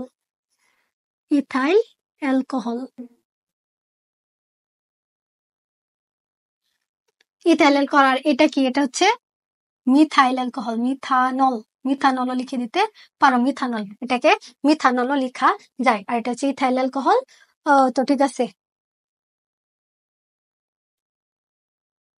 এটিপি এর পূর্ণরূপ কি? Adenosine triphosphate. আচ্ছা, তো এটা কি এটিপি এর পূর্ণরূপ কি? Adenosine triphosphate. প্রথমে লেখা দিয়েছে এডিনোসিন ট্রাইফসফেট। মনোফসফেট থাকলে কি হইতো? এএমপি। মনোফসফেট থাকলে হইতো এএমপি। ডাইফসফেট, এটা ভাই না, ডাইফসফেট থাকলে হইতো এডিপি। ঠিক আছে, পরেতে যাই। এডিপি এর সাথে অজৈব ফসফেট যুক্ত হওয়াকে কি বলে? আগেই বলছি কি, এই যে ফটোফসফোরাইলেশন, আলোর সংঘটিত আলোর উপস্থিতি ঘটে, এর জন্য ফটো আসছে, ফটোফসফোরাইলেশন। তার মানে এটা কোন প্রক্রিয়াটা বলছে দেখো তো? এডিপি যোগ এই যে এটা এটিপি তৈরির প্রক্রিয়াকে কি বলা হয়? ফসফোরাইলেশন। প্রতি মোল এটিপির প্রান্তের ফসফেট গ্রুপে কত ক্যালোরি শক্তি জমা থাকতে পারে? পড়ছি না, 7.3 কিলো ক্যালোরি। 7.3 কিলো ক্যালোরি পড়েছি আমরা। দুর্বাঘাসের সর্কতের প্রধান স্থান কোনটি? ওই যে দেখাইলাম না, দুর্বাঘাসের মেসোফিল টিস্যু। ফুলে কি কখনো শালক সংশ্লেষণ হয়? পড়ছো? হয় না। মূলেও হয় না, মূলে তো সূর্যের আলোয় পৌঁছায় না। জাইলেম টিস্যুতেও না। কোথায়? মেসোফিল টিস্যুতে ক্লোরোপ্লাস্ট থাকে, এখানেই হয়। ফটোলাইসিস প্রক্রিয়া কোনটি বিয়োজিত হয়? লাইসিস মানে কি? ভেঙে যাচ্ছে। কোনটি বিয়োজিত হয়? এই যে পানি। কোথায় সংঘটিত হয়েছিল বলো তো? শালক সংশ্লেষণ আলোক নির্ভর পর্যায়ে না, ফটোলাইসিস সংঘটিত হয়েছিল। শালক সংশ্লেষণের হার অপেক্ষাকৃত বেশি জলজ উদ্ভিদের। কারণ কি জলজ উদ্ভিদের বেশি? কারণ কি? কারণ হচ্ছে তার কার্বন ডাই অক্সাইডের হারটাই বেশি থাকে, কার্বন ডাই অক্সাইডের পরিমাণটাই বেশি থাকে। এরপরে কি বলছে? 4 কার্বন বিশিষ্ট অক্সালো অ্যাসিটিক অ্যাসিড হ্যাচো-স্ল্যাক চক্র, এখানে হ্যাচো-স্ল্যাক চক্র সংঘটিত হয়। তো আমি কি বলছি, আম, জাম, কাঁঠাল যা আমরা দেখি, এগুলোর মধ্যে কি হয়? কেলভিন চক্র, যেটা হচ্ছে বলতে সহজ। 3 কার্বন বিশিষ্ট ফসফোগ্লিসারিক অ্যাসিড। আর আখ যে আছে, এটা হচ্ছে 4 কার্বন বিশিষ্ট অক্সালো অ্যাসিটিক অ্যাসিড। প্রথম স্থায়ী যৌগ কোনটি? এই যে ফসফোগ্লিসারিক অ্যাসিড, প্রথম স্থায়ী যৌগ ফসফোগ্লিসারিক অ্যাসিড। আচ্ছা, এখানে যে সিকিউ আছে একটা, দেখো তো এর বাহিরে আমরা যা পড়ছি এর বাহিরে কিছু পাও নাকি দেখো। রুনা বেশ ক্লান্ত বোধ করে, তার বাবা এক গ্লাস শরবত খেতে দিল এবং সে তাতে শক্তি ফিরে পেল, স্বস্তি বোধ করলো। তার মানে কি, খেয়ে শক্তি পাচ্ছে? আমরাও খেয়ে শক্তি পাই। রুনা বাবাকে জিজ্ঞেস করলো, এই শক্তি আমরা পাই কিভাবে? উত্তরে বাবা বললেন, জৈব রাসায়নিক প্রক্রিয়া জীবদের জটিল খাদ্য জারিত করে শক্তি উৎপাদন করে। আচ্ছা, এত বড় লম্বা ক্লাসের পরেও এটা কি বুঝতে বাকি আছে যে এটা কোন প্রক্রিয়া হইতে পারে? শ্বসন প্রক্রিয়া। আমাদের খাদ্য থেকে আমাদের শক্তি দেয় শ্বসন প্রক্রিয়া। তো আচ্ছা, এগুলো এই চ্যাপ্টারের কোশ্চেন না। শ্বসন প্রক্রিয়াটি বর্ণনা দাও অক্সিজেনের অনুপস্থিতিতে। তার মানে এখানে কি বলছে? অবাধ শোষণ না? অক্সিজেনের অনুপস্থিতিতে অবাধ শোষণ হবে না। অবাধ শোষণে আমরা দুইটা ধাপ পাইছি, একটা হচ্ছে গ্লাইকোলাইসিস, গ্লাইকোলাইসিস অবাধ শোষণের মতোই সেম। আরেকটা কি হচ্ছে? পাইরুভিক অ্যাসিডের বিজারণ। তো এই রাসায়নিক প্রক্রিয়াটি বর্ণনা দাও, এগুলা লিখে লিখে বর্ণনা করবা। অস্তিত্ব রক্ষা উদ্দীপক জনসংখ্যার প্রক্রিয়াটি গুরুত্ব বিশ্লেষণ করো, শ্বসনের গুরুত্ব লিখবা। শ্বসনের গুরুত্ব বানায় বানায় লিখতে মনের মাধুর্য মিশায় বানায় বানায় লিখবা, যে আমাদেরকে খাদ্য দিচ্ছে। তারপরে এই কার্বন ডাইঅক্সাইড, আমাদের যে শ্বসন প্রক্রিয়া কার্বন ডাইঅক্সাইড উৎপন্ন হয়, কার্বন ডাইঅক্সাইড নিয়ে সালফার প্রক্রিয়া উদ্ভিদ খাদ্য তৈরি করছে, এসব কিছু লিখবা।